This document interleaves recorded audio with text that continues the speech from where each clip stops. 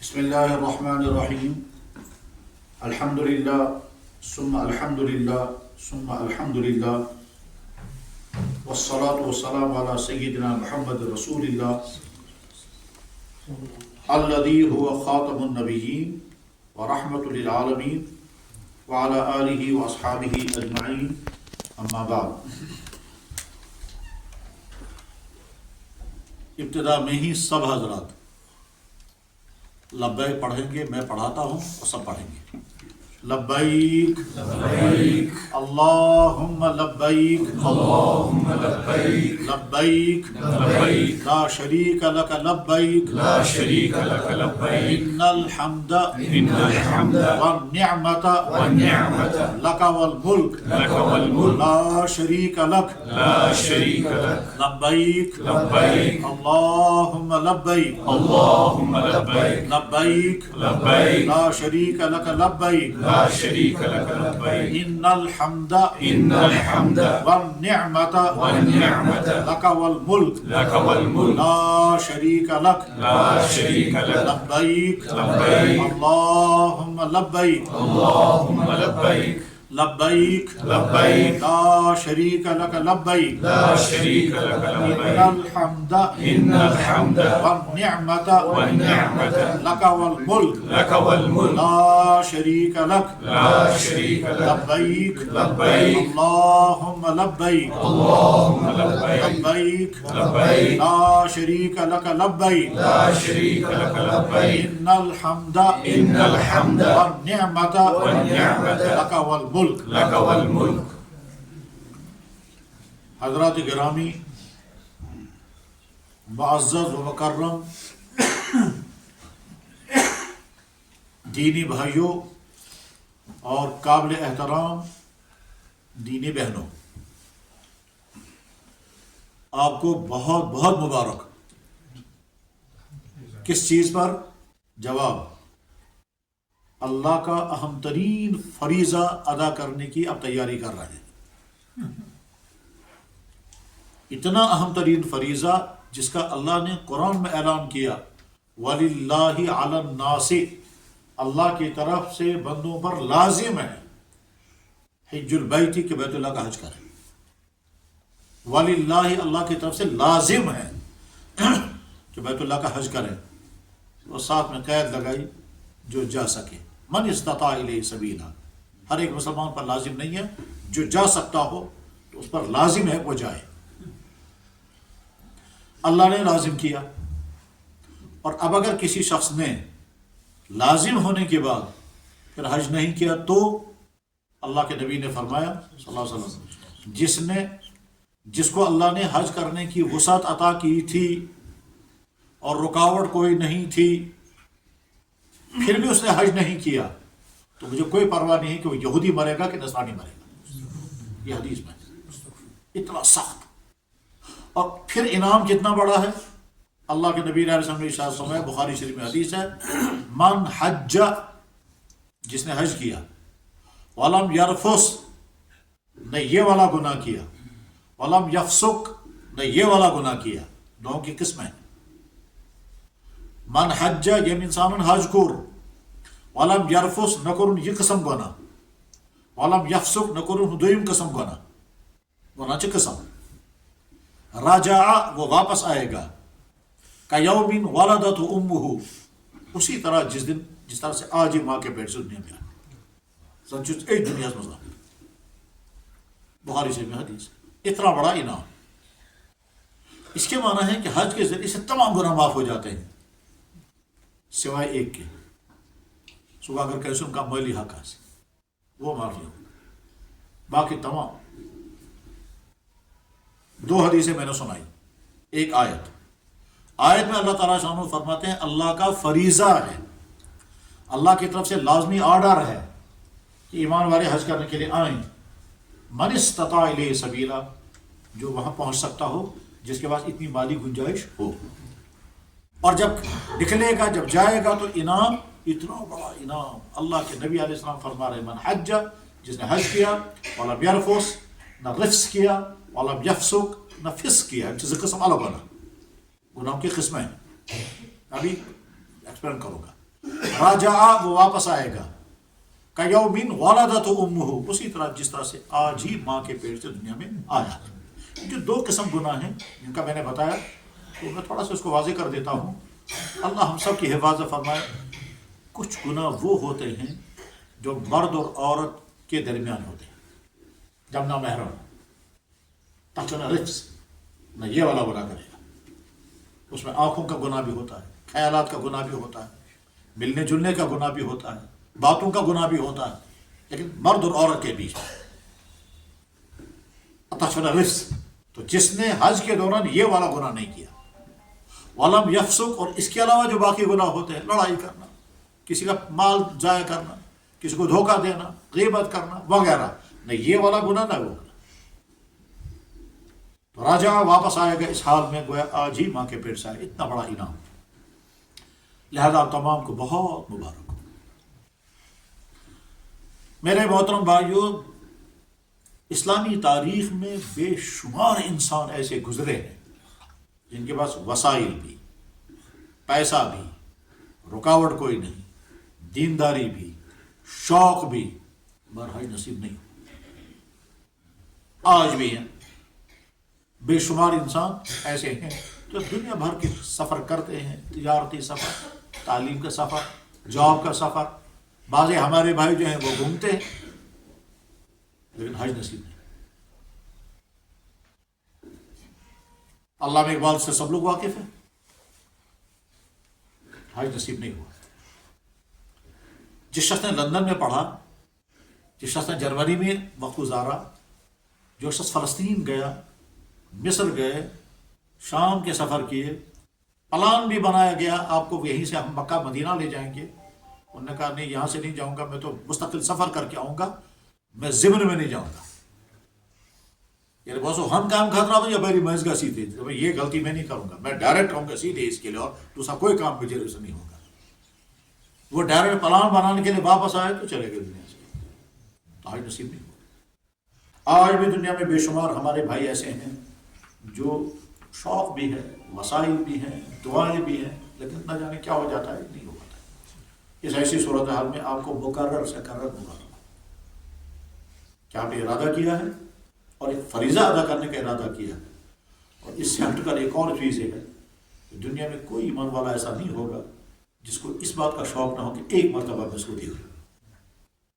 ایمان کا لاج میں تقاضا ہے شوق جناب، اور مکہ اور مدینہ تو وہ جگہ ہے کہ جہاں ایمان والا نہیں، جو ایمان سے محروم ہے وہ بھی تمنا کرتے ہیں ہم بھی جاتے ہیں، بلکہ اعتراض بھی کرتے ہیں اسلام پر، اسلام نے کیوں بین کیا ہے۔ وہ کہتے ہیں آپ ہمارے یہاں سب جہاں چاہیں وہاں آ جائیں، ہم کو بھی وہاں جانے دو، اور اسی لیے وہ یہ ایشو بن جاتا ہے کبھی کہ صاحب نان مسلمس کہتے ہیں کیوں بین، لیکن ہمارا وہ ٹاپک نہیں۔ اب تو قرآن نے کلیئر کہا یا ایھا الذین آمنوا انما المشرکون نجس فلا یقربوا المسجد الحرام بعد عامہم ھذا، ایمان والوں مشرک یہاں نہیں آ سکتے۔ وہ اعتراض بھی کرتے ہیں کبھی کبھی کیوں نہیں آ سکتے صاحب، اسلام اتنا سخت کیوں؟ تو جواب ہے کہ نہیں اسلام نہیں، اسلام اس جگہ کو کھیل تماشے کی جماعت نہیں بننے دینا چاہتا۔ ایمان والے تو جائیں گے ایمانی کیفیت کے ساتھ، اور باقی ساری قومیں آئیں گے وہاں ایسے ٹورسٹ۔ اور شکر پڑھنے کی بات ہے، آپ کو آخر میں پھر مبارک۔ میرے بھائیوں، دنیا میں ہر عبادت ہر جگہ کر سکتے ہیں، نماز، روزہ، زکوٰۃ، خیرات، خدمت خلق، حسن اخلاق، تلاوت، تسبیحات، اوراد، دنیا میں جہاں چاہیں پڑھ سکتے ہیں، لیکن 3 عبادتیں ایسی ہیں کہ وہ کہیں نہیں کر سکتے، وہ صرف مکہ مکرمہ میں ہو سکتی ہیں، حج، عمرہ اور طواف، یہ اور کہیں نہیں ہو سکتے۔ دنیا میں کہیں طواف نہیں کر سکتے، دنیا میں کہیں عمرہ نہیں ہو سکتا، حج کا تو سوال ہی نہیں۔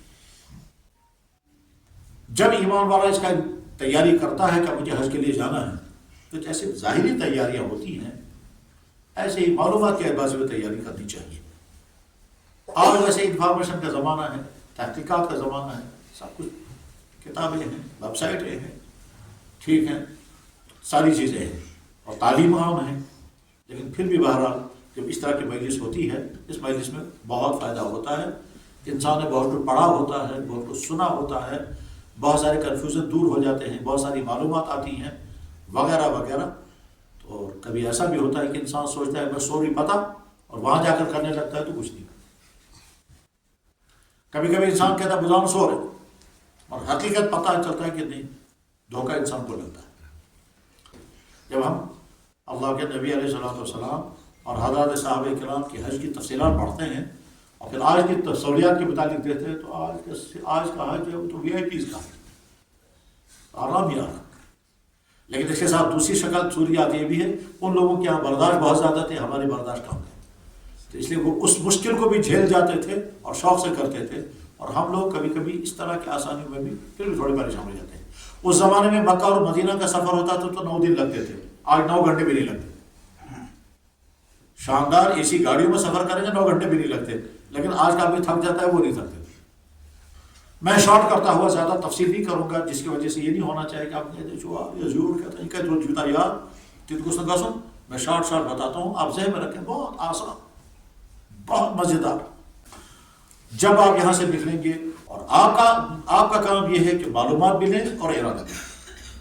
معلومات ہم زیادہ سے زیادہ لیں گے، اس میں پوچھنے میں، سیکھنے میں، سمجھنے میں، معلوم کرنے میں کوئی شرم کی بات نہیں ہے. اور اس کے بعد پھر ارادہ. بہرحال جس دن آپ کو یہاں سے نکلنا ہوگا، تو مجھے نہیں معلوم ہے سفر کا نظام انہوں نے کس طرح سے بنایا ہے، لیکن آپشن 2 ہوتے ہیں. ایک سفر ہوتا ہے یہاں سے سیدھے مدینہ، تو مدینہ سے واپس مکہ. جیسے اس وقت حج کمیٹی کے حاجی جا رہے ہیں، ان کا عام طور پر سیدھے یہاں سے مدینہ. دوسرا آپشن ہوتا ہے یہاں سے سیدھے مکہ، پھر مکہ میں سٹے، پھر حج کے بعد مدینہ یا حج سے پہلے مدینہ. یا تو یہاں سے سیدھے مکہ مکرمہ ہوگا، پھر مکہ مکرمہ کچھ دن آپ کا سٹے ہوگا، پھر حج سے پہلے مدینہ طیبہ، پھر مدینہ منورہ سے واپس، پھر مکہ مکرمہ، پھر حج، اور حج سے بھی سیدھے واپسی. اور یا پھر یہاں سے سیدھے مدینہ منورہ یا مکہ مکرمہ، پھر وہیں سٹے ہوگا. حج سے فارغ ہونے کے بعد آپ وہاں سے مکہ مکرمہ سے جائیں گے مدینہ طیبہ، اور مدینہ سے پھر واپسی ہوگی. یا تو یہ ہوگا یا یہ. بہرحال جو بھی طریقہ ہوگا، جو بھی راستہ ہوگا، اس میں کیا ہو کہ آپ اگر یہاں سے جب مکہ مکرمہ پہنچیں گے تو آپ کو پہلے عمرے کا احرام باندھنا ہوگا یہیں سے. اگر آپ کا سفر یہاں سے سیدھے مکہ مکرمہ کا ہے، یہیں سے عمرے کا احرام باندھنا ہے. عمرے کا احرام باندھنے کا مطلب یہ ہوا کہ حج اور عمرہ کے دوران جو احرام باندھنا ہوتا ہے، جو پابندیاں لگتی ہیں، وہ ساری پابندیاں ہم کو یہیں سے لینی، یہیں سے مراد ایئرپورٹ سے. کیا کوئی آدمی اپنے گھر سے احرام باندھ سکتا ہے؟ جواب میں باندھ تو سکتا ہے، لیکن اس میں تھوڑی سی الجھن آئے گی. الجھن یہ ہے کہ گھر سے جب نکلیں گے تو گاڑیوں میں بیٹھنا ہے، یہاں ہو سکتا ہے موسم ٹھنڈا ہوگا، اس کی وجہ سے صحت بھی خراب ہو سکتی ہے. تو اس لیے بہتر یہ ہے کہ جب یہاں سے نکل جائیں، ایئرپورٹ پر پہنچیں اور وہاں اطمینان کے ساتھ احرام باندھیں گے. طریقہ بھی میں بتاؤں گا تھوڑی دیر. اب جب احرام باندھ کر کے چلیں گے تو لبیک پڑھتے ہوئے آپ کو جانا ہوگا، پہنچیں گے مکہ مکرمہ. احرام باندھ کر کے چلیں گے یہاں سے وایا دلی میں سٹے ہوگا یا نہیں ہوگا، یہ تو انتظامات کا مسئلہ ہے. بہرحال جب آپ جدہ پہنچیں گے، جدہ پہنچ کر کے پھر وہاں وہ ساری فارمیلٹیز پوری ہوں گی. فارمیلٹیز پورا ہونے کے بعد پھر وہاں سے آپ کو گاڑیوں میں مکہ مکرمہ، اور مکہ مکرمہ جہاں انہوں نے ہوٹل رکھا ہوگا اس ہوٹل میں آپ پہنچیں گے، اور سارا اپنا سامان وغیرہ رکھ کر کے پھر تھوڑا سا آرام کر کے فریش ہو کر کے اب جائیں گے آپ عمرہ کرنے. عمرہ کرنے جائیں گے، یعنی خانہ کعبہ میں اندر داخل ہوں گے اور وہاں عمرہ آپ کو کرنا ہے. عمرہ کرنے میں 1 گھنٹہ، 1.5 گھنٹہ، 2 گھنٹے، 2.5 گھنٹے، زیادہ اس سے زیادہ نہیں. کبھی ایسا بھی ہوتا ہے کہ جناب 1 ہی گھنٹے میں عمرہ ختم. یہ ڈپینڈ کرتا ہے وہاں بھیڑ کتنی ہے، اور ڈپینڈ کرتا ہے کہ ہمارے ساتھی کیسے ہیں. تو بعض دفعہ اپنے ساتھیوں کے لیے اپنے ساتھ بزرگ حضرات ہوتے ہیں، اپنے ساتھ خواتین ہوتی ہیں، ان کی رعایت میں آہستہ آہستہ کرتے ہیں تاکہ سارا ان کا ٹھیک طرح سے ہو جائے. تو 2-2.5 گھنٹے میں سارا عمل ختم ہو جاتا ہے. اس کے بعد واپس آپ اپنے ہوٹل پر رہیں گے، احرام کھول دیں گے، آپ اپنے روٹین کے کپڑوں میں رہیں گے تب تک جب تک حج آئے گا. یا اگر آپ کو مدینہ جانا ہوگا تو آپ کو مدینہ لے جائیں گے، اور مدینہ طیبہ آپ کو 8 یا 10 دن رہنا ہوگا. پھر مدینہ طیبہ سے واپس مکہ مکرمہ، اگر حج سے پہلے آ گئے تو پھر دوبارہ احرام باندھ کر کے مدینہ سے آنا پڑے گا. پہنچے مکہ مکرمہ، پھر واپس پھر وہ عمرہ کرنا پڑے گا اسی طرح جس طرح سے پہلے کیا تھا. اور اس کے بعد پھر حج کا وقت آئے گا تو حج کا احرام باندھنا ہوگا، اور 5 دن میں آپ کا حج مکمل کرنا ہوگا. یہ ہے شارٹ میں سارا عمل. اب ہم ڈیٹیل میں ایک ایک چیز کو لیں گے. شارٹ میں آپ کا سارا سفر یہی بنا کہ یہاں سے عمرہ کے احرام باندھ کر کے آپ پہنچے مکہ مکرمہ، عمرہ سے فارغ ہو کر کے نارمل یہ جو ہے روٹین کے کپڑوں میں رہے. پھر اس کے بعد حج تک اگر مکہ مکرمہ میں ہی ہیں تو ٹھیک، آپ اپنی روٹین کی حالت میں رہیں گے، اور اس بیچ میں جتنے چاہیں آپ طواف کریں، جتنا چاہیں مکہ مکرمہ میں جائیں، وہ الگ میں بتاتا رہوں گا انشاءاللہ، سارا سمجھ میں آ جائے گا۔ اور اگر مدینہ طیبہ جانا ہوا حج سے پہلے تو مدینہ جا کر کے 8 یا 10 دن وہاں وقت گزار کر پھر واپس آپ مکہ مکرمہ آئیں گے، تو اب آپ کو مکہ مکرمہ میں داخل ہو پھر احرام باندھ کر آنا ہوگا مدینہ شریف سے، اور جب مدینہ شریف سے احرام باندھ کر آئیں گے تو اس کا مطلب آپ نے اس جگہ سے احرام باندھا جہاں خود اللہ کے نبی علیہ السلام نے احرام باندھا تھا۔ پہنچے مکہ مکرمہ، اور مکہ مکرمہ آپ نے عمرے سے فارغ ہو گئے، پھر آپ جب حج کا ٹائم آئے گا 7 تاریخ کو، 7 ذی الحجہ، صرف ذی الحجہ، اس دن آپ کو پھر احرام باندھنا ہوگا حج کا، اور یہ احرام آپ کا رہے گا 2-3 دن، پھر اس کے بعد حج کے 5 دن مکمل ہو جائیں گے تو آپ فارغ ہو جائیں گے۔ یہ ہے شارٹ میں۔ اب ہم اس کو ڈیٹیل میں لیتے ہیں۔ احرام باندھنے کا مطلب کیا ہوتا ہے؟ جب آپ گھر سے جس دن نکلیں گے اچھی طرح سے صفائی کر کے غسل کر کے نکل پہنچیں گے ایئرپورٹ، اپنے یہ کپڑے اتار لیں گے، سارے کپڑے یہاں تک کہ انڈر ویئر، انڈر شرٹ، سلے ہوئے تمام کپڑے، سر پر اگر کوئی چیز ہے وہ بھی اتار دینی ہے۔ اس کے بعد پھر احرام کی چادریں باندھیں گے۔ وہ احرام کی چادریں شاید ہوں گی یہاں، تو ابھی میں وہ باندھ کے دکھاؤں گا۔ جو ہی وہ احرام کی چادریں ہم نے باندھ دی تو ابھی ہمارا احرام سٹارٹ نہیں ہوا، پابندی ہو گئی نہیں منسدر۔ پھر کیا کریں گے؟ اگر وہاں موقع ہوا تو 2 رکعت نماز پڑھ لیں، لازم بھی نہیں ہے، پڑھیں گے تو بہت اچھا ہے، کیونکہ ایک نئی حالت میں ہم داخل ہو رہے ہیں۔ 2 رکعت نماز پڑھنے کے بعد پھر موقع ہوا تو خوب اچھی طرح سے یہ دعا کریں، اپنی پچھلی ساری زندگی کو سامنے رکھیں، دعا کرنے کے بعد اللہ نئی حالت میں آنے والا ہوں، جو پہلی مرتبہ زندگی میں ہے، یا بہت سارے بھائیوں نے اس سے پہلے عمرہ یا حج کیا ہوگا تو دوبارہ بھی ہو۔ 2 رکعت نماز پڑھ کے دعا کر لی، دعا کرنے کے بعد پھر آپ کے سامنے 2 آپشن ہیں۔ آپشن نمبر 1 یہ کہ آپ کچھ نہ کریں، اب جہاز میں سوار رہیں، اور جب جہاز چلنے لگے گا اور 2-4 گھنٹے تک وہ چلتا رہے گا، آپ کو لگے کہ اب عنقریب اعلان ہونے والا ہے، جہاز میں اعلان ہوگا کہ میقات گزرنے والا ہے، اور وہ آدھا گھنٹہ پہلے اعلان کریں گے، آدھے گھنٹے کے بعد میقات کراس کریں گے ہم، تو اس آدھے گھنٹے کے اندر اندر آپ کو نیت بھی کرنی اور لبیک بھی پڑھنا ہے، جس الگ الگ چیز۔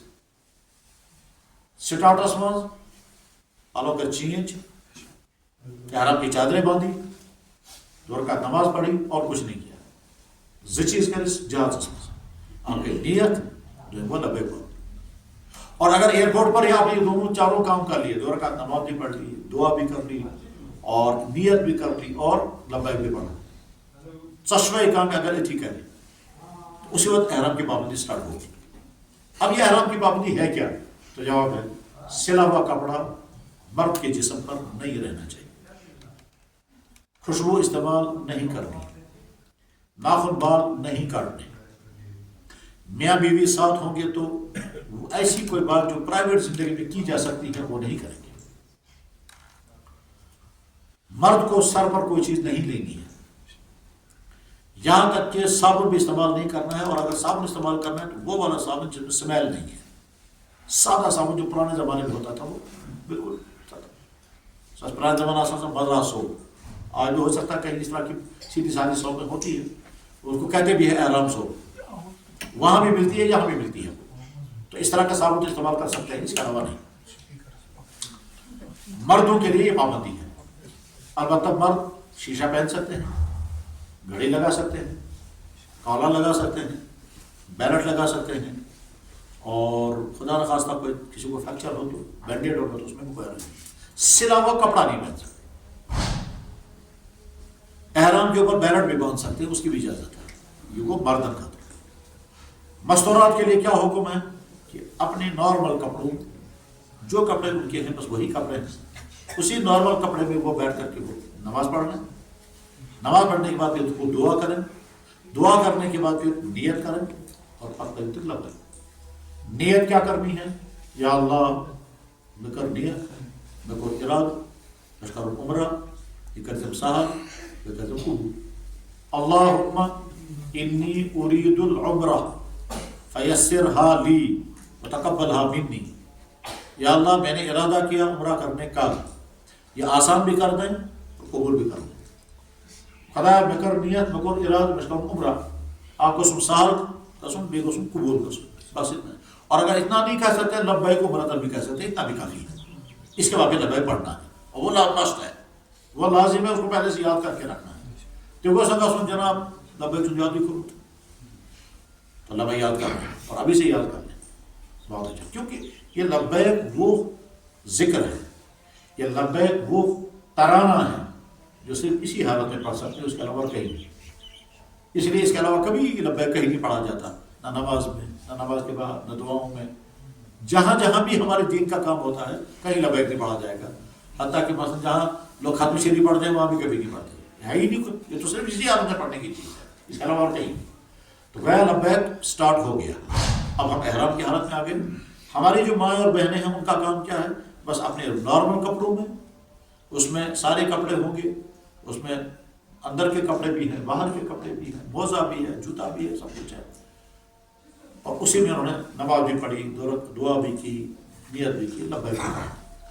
فرق یہ ہے کہ مرد جب لبیک پڑھیں گے تو اونچی آواز سے پڑھیں اور سارے سننے چاہیے اور اس میں شرمانا نہیں ہے یا گھبرانا نہیں ہے یا غفلت نہیں برتنی ہے. پڑھنا ہے اور شوق سے پڑھنا ہے. اور خواتین جب پڑھیں گے تو آہستہ آہستہ پڑھیں اتنا آہستہ کہ دائیں یا بائیں اگر کوئی بیٹھا ہو تو وہ سن لے. مرد جب پڑھیں گے تو اتنا اونچی آواز میں پڑھیں کہ سارے لوگ سنیں اس میں شرمانا بھی نہیں اور اہتمام کے ساتھ پڑھنا ہے. جناب رسول اللہ صلی اللہ علیہ وسلم جب نکلے تھے تو آپ نے اتنی اونچی آواز میں لبیک پڑھا تھا. وادی عقیق جو مدینہ طیبہ سے باہر ایک علاقہ ہے وہاں سے گزر رہے تھے. آپ نے فرمایا کہ میں موسیٰ علیہ السلام کو دیکھ رہا ہوں اور لبیک پڑھ کے جا رہے ہیں اور پوری وادی عقیق گونجنے لگی. فرمایا جب سارے لوگ لبیک پڑھتے ہیں تو ان سے فرشتے بھی لبیک پڑھتے ہیں ساری فضا میں سب لبیک ہی لبیک ہوتا ہے. اور اس وقت اللہ تعالیٰ سے مجھ سے بھی یہ سننا چاہتے ہیں میرا بندہ کس طرح سے مجھے لبیک کر رہا ہے. لبیک کا مطلب یا اللہ میں حاضر یا اللہ میں حاضر.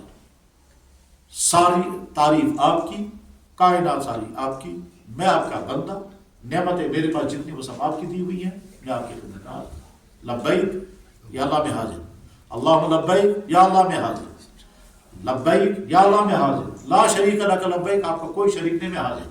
ان الحمد ساری تعریفیں آپ کی والنعمت میرے پاس جو کچھ ہے وہ آپ کا دیا ہوا.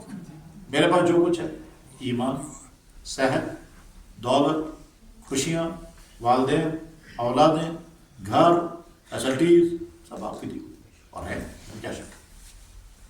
بس اللہ میں یہی سننا چاہتے ہیں. ٹھیک ہے لبیک پڑھتے ہوئے آپ جہاز میں ہیں جدہ پہنچے مکہ مکرمہ پہنچے مکہ مکرمہ پہنچ کر کے سامان رکھا پھر لبیک پڑھتے ہوئے خانہ کعبہ پہنچے. خانہ کعبہ پہنچنے کے بعد پھر اب آپ کو عمرہ کرنا ہے. عمرہ سٹارٹ کرنے سے پہلے میں چادریں باندھنے کا طریقہ عرض کر دیتا ہوں. ہمارے جو جینٹس حضرات ہیں مرد حضرات ہیں ان کو یہ چادر باندھنی ہے. ہماری جو بہنیں ہیں ان کو چادر نہیں باندھنی ہے ان کو اپنے اسی روٹین کے کپڑوں میں رکھنا.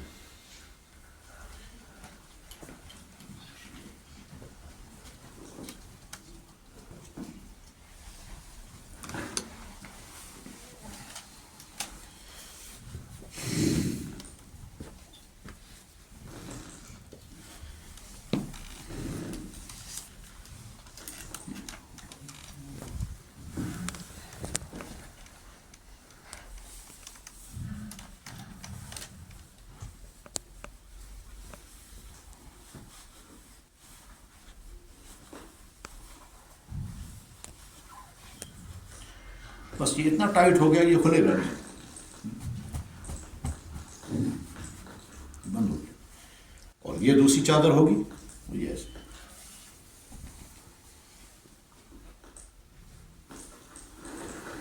یہ ہے ہماری احرام کی. اسی حالت میں ہم نے 2 رکعت نماز پڑھی. اسی حالت میں ہم نے دعا کی. پھر ہم نے یہ سر سے نیچے اتار دیا. اب اس کے بعد ہم نے نیت کی اللہم انی ارید العمرہ فیسرھا لی وتقبلھا منی. اس کے بعد ہم نے پڑھا لبیک. تو جو ہی لبیک پڑھ گیا تو پابندی لگ گئی. کیا پابندی؟ اب آپ سلا ہوا کپڑا نہیں پہن سکتے سر پر کپڑا نہیں لا سکتے خوشبو استعمال نہیں کر سکتے ناخن نہیں کاٹ سکتے بال نہیں کاٹ سکتے اور یہی پابندیاں ہیں اور کوئی نہیں. آج کے زمانے میں سب سے بڑا مسئلہ جو پابندیوں کا رہتا ہے وہ کیا ہے بدن پر کوئی سلا ہوا کپڑا باقی نہیں رہنا چاہیے. ہمارے بہت سارے بھائی خیال نہیں رکھتے ہیں, انڈر شرٹ سے لکھتی, وہ بعد میں کہتے ہیں برود خیال ہے. ایک غلطی یہاں ہوتی ہے. دوسری غلطی ہوتی ہے کہیں جہاز میں جب آپ بالفرض ٹوائلٹ میں چلے گئے تو وہاں پرفیوم ہوتا ہے یا بہت اچھی خوشبو والی صابن ہوتی ہے, یا مکہ مکرمہ آپ پہنچے اپنے ہوٹل میں یا جدہ کے ایئرپورٹ پر تو وہاں کبھی باتھ روم میں صابنیں ہوتی, وہ استعمال کر لیتا ہے آدمی, تو اس سے پرہیز کرنا ہے. لیکن جب آدمی باتھ روم چلا جاتا ہے تو ہماری عادت سے صابن استعمال کریں تب تک اطمینان نہیں ہوتا, تو اس کے لیے وہی حل میں نے پہلے عرض کیا. اور اس کا دوسرا حل یہ ہے کہ جب ہم باتھ روم یوز کریں گے تو اس میں اگر ممکن ہو تو ہاتھ کم استعمال کریں. آج کے ہاتھ میں زمانے میں جو شاور ہوتا ہے اسی شاور سے اپنی ضرورت پوری کریں, تو آپ کو ہاتھ صابن سے صاف کرنے کی ضرورت نہیں پڑے گی. پہنچ گیا مکہ مکرمہ, ہوٹل میں ان کی طرف سے کچھ ریفریشمنٹ ہوگا یا کھانے کا ٹائم ہوگا, اس وقت آپ لوگ طے کر سکتے ہیں کہ ہم تھوڑا آرام کریں گے 2-4 گھنٹے پھر عمرہ کریں گے. یہاں تک کہ یہ بھی طے کر سکتے ہیں کہ ہم ساری رات آرام کریں گے, کل صبح کو مان لیجیے آپ شام کو پہنچے مغرب کے بعد عشاء کے بعد آدھی رات کے بعد, آپ نے کہا ٹھیک میں 2 صبح اسی طرح اس سے کرو آرام, عمرہ کرو آرام سے, کوئی حرج نہیں. آپ شام کو کھانا کھائیں آرام کریں. اب تک مردوں کو آرام میں ایک احتیاط کرنی ہے, سر پر چادر نہیں آنی چاہیے, اور اگر آ گئی ہم نے دیکھ لیا تو اس کو فوراً سر سے اتار دینا چاہیے. مستورات کے لیے کوئی پابندی ہے ہی نہیں. اس کے بعد آپ نے آرام کیا, کل کو صبح جب اٹھے آپ فریش ہو چکے ہیں. اس بیچ میں اگر آپ شاور لیں گے تو اس کی بھی اجازت ہے. البتہ صابن استعمال نہیں کرنا ہے, بدن کو رگڑنا نہیں ہے, صرف فریش ہونے کے لیے شاور لے لیا, چہرہ کی طرف سے سائڈ پر لٹکا دی, بٹن دبایا, شاور آ گیا, بدن تھوڑا فریش ہو گیا. تو اب نکلیں گے آپ عمرہ کرنے کے لیے. جب آپ اپنے ہوٹل سے عمرہ کرنے کے لیے نکلیں گے تو اپنے ساتھ آپ کو صرف چھوٹا سا تھیلا لینا ہے جس میں آپ اپنی چپل ڈالیں گے بعد میں, اور ساتھ میں بیرڈ کے اندر اپنے کچھ تھوڑے سے کاغذات اور ہوٹل کا کارڈ, اور اس کے بعد تھوڑے سے پیسے 20-30 ریال یا 150 ریال. اس کے علاوہ باقی پیسہ وہی اپنے ہوٹل میں رکھ لیں. سارا گروپ ایک ساتھ جا رہا ہے لبیک پڑھتے ہوئے, یہاں تک کہ آپ خانہ کعبہ کے اندر داخل ہو گئے. اندر داخل ہونے کے بعد نظر رکھیں, جس جگہ کعبہ شریف پر پہلی نظر پڑتا ہے وہیں رک جائیں اور سائڈ پر رکیں اور خوب دعائیں کریں. جہاں سے سارے لوگ جا رہے ہیں وہیں کھڑے ہو کر دعا کریں گے تو موقع مشکل ہے, کیونکہ وہاں پولیس والے کہیں گے آپ کی وجہ سے پیچھے لوگ رک گئے, آپ آگے نکلو, تو رکنے نہیں دیں گے, جتنا سا دعا نہیں کر پائیں گے. اور سائڈ پر اگر کھڑے ہو جائیں گے جہاں سے لوگ چل رہے ہیں وہاں جائیں گے اور آپ سائڈ پر کھڑے دعا کر رہے ہیں, اس وقت دعائیں قبول ہوتی ہیں. جن جگہوں جن وقتوں میں دعا قبول ہونے کے حدیثوں میں وعدے ہیں انہیں میں آتا ہے عند رؤیت الکعبہ, کعبے پر جب پہلی نظر پڑ جائے تو اس وقت دعائیں قبول ہوتی ہیں. اور وہ بہرحال عجیب کیفیت ہوتی ہے, پہلی مرتبہ ہم خانہ کعبہ کو دیکھ رہے ہیں, یا جنہوں نے سے پہلے حج عمرے کیے ہوں گے وہ پہلی مرتبہ تو نہیں دے رہے, لیکن اب جو آئے ہیں تو آج تو پہلی مرتبہ دیکھ رہے ہیں اس سفر میں, تو پہلی نگاہ جب کھانے پر, اور جب ہم کو خانہ کعبہ پہ پہلی نگاہ پڑتی ہے تو ایمان والوں کو لگتا ہے یہ تو ایسی جسم میں روز دیکھتا ہوں, کیونکہ کعبہ اتنا ہم نے دیکھا ہے کالے پردوں میں لپٹا ہوا چکور کمرہ, اتنا ہم نے دیکھا ہے کہ جو ہی کعبے پر نظر پڑے گی تو آپ کو لگے نہیں کوئی چیز. کہتے ہیں تو روز ہم دیکھتے ہیں, لیکن جب وہاں طواف چل رہا ہوگا تو اس کی کیفیت الگ ہے. ہم نے یہاں سے جو دیکھا ہے وہ فوٹو دیکھے, یہاں سے ٹی وی پر دیکھا ہے, وہاں دیکھنا کچھ اور. ٹھیک, تو جب کعبے پر نظر پہلی پڑی جتنی دیر ہو سکے دعائیں کریں, اپنے لیے, اپنے گھر کے لیے, اپنے اہل و عیال کے لیے, سب کے لیے خوب دعائیں کرو. دعائیں قبول ہوتی ہیں اس وقت, تو فوراً قبول ہوتی ہیں. بہت سارے بڑوں کو ہم نے دیکھا اس وقت دعا کرتے ہیں کہ یا اللہ اب ہم تو آئے ہیں سفر حج میں, تو 30-40 دن گزارنے ہیں اور ہر جگہ پہنچنا ہے اور ہر جگہ ہمیں دعائیں کرنی ہیں, تو لہذا اس وقت صرف یہ دعا کر رہے ہیں ہم کہ جتنی دعائیں ہم مانگیں وہ سارے قبول کر لیجیے. بہت اچھا, یعنی کہ ہم پہلے پرمیشن اگر لینے میں کامیاب ہو گئے, اس پورے سفر میں جتنی ہم دعائیں کریں گے وہ قبول کریں گے. اس کے بعد آگے بڑھیں گے, آگے بڑھنے کے بعد پہنچیں گے اس جگہ جہاں طواف ہوتا ہے, اس کو مطاف کہتے ہیں, طواف کرنے کی جگہ کو مطاف کہتے ہیں. اور وہاں پہنچ کر کے آپ کا لبیک اینڈ ہوگا, اس وقت لبیک پڑھتے رہنا ہے. بہت سارے لوگوں کو سستی غفلت ہو جاتی ہے، یاد ہی نہیں رہتا، پڑھتے ہی نہیں، اور بہت سارے بڑے شوق کے ساتھ پڑھتے ہیں۔ ہو سکتا ہے جس وقت آپ جا رہے ہوں گے اس وقت آپ کے ساتھ اور بھی دوسرے لوگ آ رہے ہوں گے، وہاں تو سیلاب چل رہا ہوگا، آپ ملکوں کے لوگ آتے رہتے ہیں، ایک گروپ ادھر سے جا رہا ہے، ایک گروپ ادھر سے آ رہا ہے، وہ بھی لبیک پڑھ رہا ہے، یہ بھی لبیک پڑھ رہا ہے، الگ الگ شکلوں کے، الگ الگ قد کے، الگ الگ حیتوں کے، غرض یہ کہ قسم قسم کے اللہ کی مخلوق ہے، کعبہ کعبہ۔ بہرحال آپ کا لبیک اینڈ ہو گیا مطاف میں پہنچ کر، اب ہمیں عمرہ کرنا ہے۔ عمرہ نام ہے 5 کاموں کا، طواف، 2 رکعت نماز، زمزم کا پانی پینا لازم نہیں ہے، سنت ہے، اس کے بعد صفا مروہ، اس کے بعد پھر بالوں کا کاٹنا، حلق کرنا، یہ مردوں کے لیے ہے اور خواتین کے لیے کٹ کرنا ہے، بس یہ ہے عمرہ کل۔ طواف، 2 رکعت نماز، زمزم کا پانی پینا ہے، صفا مروہ چلنا ہے اور بالوں کا کاٹنا ہے۔ جی جب ہم طواف سے اسٹارٹ کریں گے تو جو ہی ہم پہنچیں گے وہاں طواف چل رہا ہوگا، سینکڑوں بھی ہو سکتے ہیں، ہزاروں بھی ہو سکتے ہیں، اور یہ بھی ہو سکتا ہے سارا متا بھرا ہوا ہوگا۔ طواف چل رہا تو ہم کو اسی میں جوائن ہونا ہے۔ کہاں سے؟ کہ خانہ کعبہ کے جو 4 کون ہیں ان 4 کارنروں میں وہ والا کارنر جس کارنر میں حجر اسود ہے اس کارنر کے سامنے کھڑا ہونا ہے، اور سامنے کھڑے ہو کر کے وہاں سے طواف سے اسٹارٹ کرتا ہے۔ لیکن سامنے کھڑے ہونے سے پہلے بس ایک کام اور کرنا ہے، اور وہ یہ جو ہم نے مردوں کا یہ جو احرام ہے اس کو یہاں کندھوں کے نیچے سے نکالنا ہے، بس ایک مرد، بس اس کے بعد خانہ کعبہ کی طرف منہ کر کے بسم اللہ اللہ اکبر۔ یہ جو ہم نے بوسہ لیا یہ گویا حجر اسود کا بوسہ لیا، اور اسلام کی مہربانی اور آسانی ہے کہ اگر کوئی ٹھیک وہاں جا کر کے بوسہ نہیں لے سکا اور صرف اس کی طرف ہاتھ کیا اور اپنے ہاتھوں کو بوسہ لے تو گویا اس نے وہی کام کیا، یعنی ہم کو اسی پر وہ انعام مل جائے گا۔ تو جو ہی ہم نے بسم اللہ اللہ اکبر کیا، اس پر بوسہ دیا، اس کے بعد پھر طواف کرنا ہے، یعنی راؤنڈ لگانے ہیں۔ طواف نام ہے 7 راؤنڈ لگانے کا۔ ایک راؤنڈ کو شوط کہتے ہیں عربی میں، حدیثوں میں 7 اشواط، 7 راؤنڈ لگانے ہیں۔ اس 7 راؤنڈ لگانے کا نام ہے ایک طواف۔ جیسے 2 رکعت نماز پڑھنے کا نام ہے نفل، جیسے صبح سے شام تک کھانا پینا بند کرنے کا نام ہے روزہ، ایسے 7 راؤنڈ لگانے کا نام ہے طواف۔ طواف اس سے کم نہیں ہوگا، یعنی ایسا نہیں کہ ایک راؤنڈ جو ہے وہ تو نہیں، طواف بنے گا تب جب 7 راؤنڈ لگائیں۔ اچھا، اب ہم نے راؤنڈ کرنا شروع کیا تو اگر ہمارے ساتھ خواتین ہیں تو ساتھ لے سکتے ہیں، وہ پکڑ کر کے رکھ سکتی ہیں، ایک دوسرے کا ہاتھ بھی پکڑ کر کے ہم چل سکتے ہیں اطمینان کے ساتھ۔ تو اب ہم راؤنڈ لگائیں گے اور دعا پڑھیں گے، جو دعا یاد ہو، جو دعا جیل چاہے، 3 کلمہ، 4 کلمہ، درود شریف، استغفار، اپنی کوئی دعا اپنی زبان میں، عربی زبان میں، کتابوں میں بھی دعائیں لکھی ہوتی ہیں، وہ سب یہاں تک کہ خاموش بھی چل سکتے ہیں۔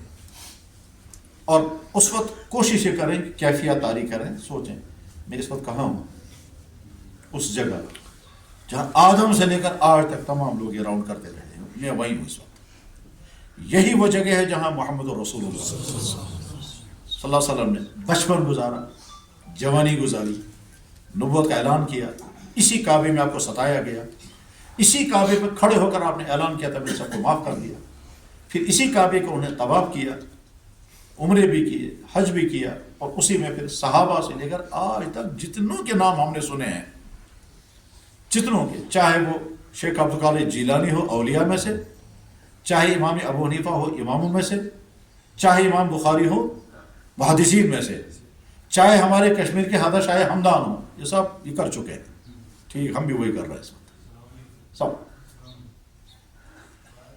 آپ بڑا پڑھے لکھے ہیں، شاہ ہمدان عالمی سفر کیا ہے، پورے ورلڈ کا سفر کیا ہے، اور بہت زمانہ گزارا انہوں نے مکہ مکرمہ میں۔ امام بخاری نے پورا سال گزارا ہے مکہ مکرمہ میں۔ تو غرض ہے کہ تمام حضرات نے اسی مکے میں کیا ہے سب کچھ، یہی، اور ہم بھی وہی اس وقت۔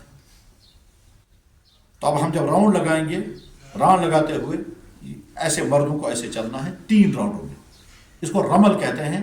اگر یہ بھول جائے، نہ کر سکے بھیڑ کی وجہ سے، کی پرواہ نہیں، معاف، یاد رہے تو تھوڑا سا اکڑ کر کے چلنا ہے۔ اس کا ایک بیک گراؤنڈ ہے، لیکن وہ بیک گراؤنڈ میں ڈیٹیل میں نہیں بتاؤں گا، اس میں اگلی بات بتانی ہے۔ 3 راؤنڈوں میں ہم کو ایسے چلنا ہے، مردوں کو مستورات ساتھ ساتھ رہیں گی، کوئی حرج نہیں ہے، وہ ہم کو پکڑ کر کے رکھیں، یا مستورات کو اپنے سامنے آگے چلائیں، کوئی حرج نہیں. اب بتائیں، کوشش یہ کریں سارا گروپ ایک ساتھ چلے، اور ٹور آپریٹر کی ذمہ داری ہے کہ وہ کوشش یہ کریں کہ سب کو ایک ساتھ چلائیں گے، کوئی آدمی چھوٹنا نہیں چاہیے. چھوٹنا نہیں چاہیے تو بیچارہ پریشان ہوگا، اور ہم بھی کوشش کریں گے ایک ساتھ چلتے رہیں. تو اس طرح سے اطمینان کے ساتھ گروپ کے ساتھ جب کوئی کام کیا جاتا ہے تو مشکل بھی اگر ہوگا تو وہ مشکل نہیں لگتا. ملی کا بیمار کرنا سن باسا مشکل، یہ انسان کی نیچر میں ہے. ٹھیک ہے، ہم تو سم تو یس والا. خیر، پہلا راؤنڈ جب اینڈ ہونے والا ہوگا، اینڈ ہونے کے قریب ہوگا، تو اس وقت ربنا آتنا فی الدنیا حسنہ وفی الآخرۃ حسنہ وقنا عذاب النار پڑھنا ہوتا ہے. اس کو ٹرم میں کہتے ہیں کہ جب آپ راؤنڈ لگائیں گے، طواف جب آپ سٹارٹ کریں گے تو رکن یمانی سے حجر اسود تک جب آپ چلیں گے تو ربنا آتنا فی الدنیا حسنہ پڑھنا ہے. کا مطلب یہ ہے کہ خانہ کعبہ کے جو 4 کارنر ہیں، حجر اسود کے کارنر سے آپ نے طواف سٹارٹ کیا، اس کے بعد دوسرا کارنر آئے گا، اس کا نام ہے رکن عراقی، پھر تیسرا کارنر آئے گا، اس کا نام ہے رکن شامی، پھر چوتھا کارنر آئے گا، اس کا نام ہے رکن یمانی. اس رکنین کو جو ہے آگے چلیں گے آپ تو ربنا آتنا فی الدنیا حسنہ پڑھنا ہے وہاں تک، اور وہاں سب لوگ پڑھتے ہیں، آپ کو فوراً یاد آ جائے گا. تو آپ کا ایک راؤنڈ مکمل ہو گیا. اس طرح سے 7 راؤنڈ مکمل ہو جائیں گے. آپ کا طواف مکمل ہو گیا. طواف مکمل ہونے کے بعد 2 رکعت نماز پڑھنی ہے. کوشش یہ کرنی ہے مقام ابراہیم کے پاس یا اس کو سامنے رکھ کر کے، وہاں بھیڑ ہوتی ہے تو بہت پیچھے جا کر کے سامنے مقام ابراہیم اور اس کے بعد خانہ کعبہ. یہاں ہو سکتا ہے آپ کہیں گے یار ہم کو کیسے مر جا کر وہ مقام ہے کہاں؟ تو جواب، یہ جو مطاف ہے، یہ جو کھلا ہوا میدان ہے جس میں یہ راؤنڈ لگ رہا ہے، اس میں کہیں کچھ نہیں ہے، صرف ایک جگہ پر ایک گنبد ہے، ایک جگہ پر ایک ڈوم ہے چھوٹا سا، اس کے اندر ہے وہ پتھر.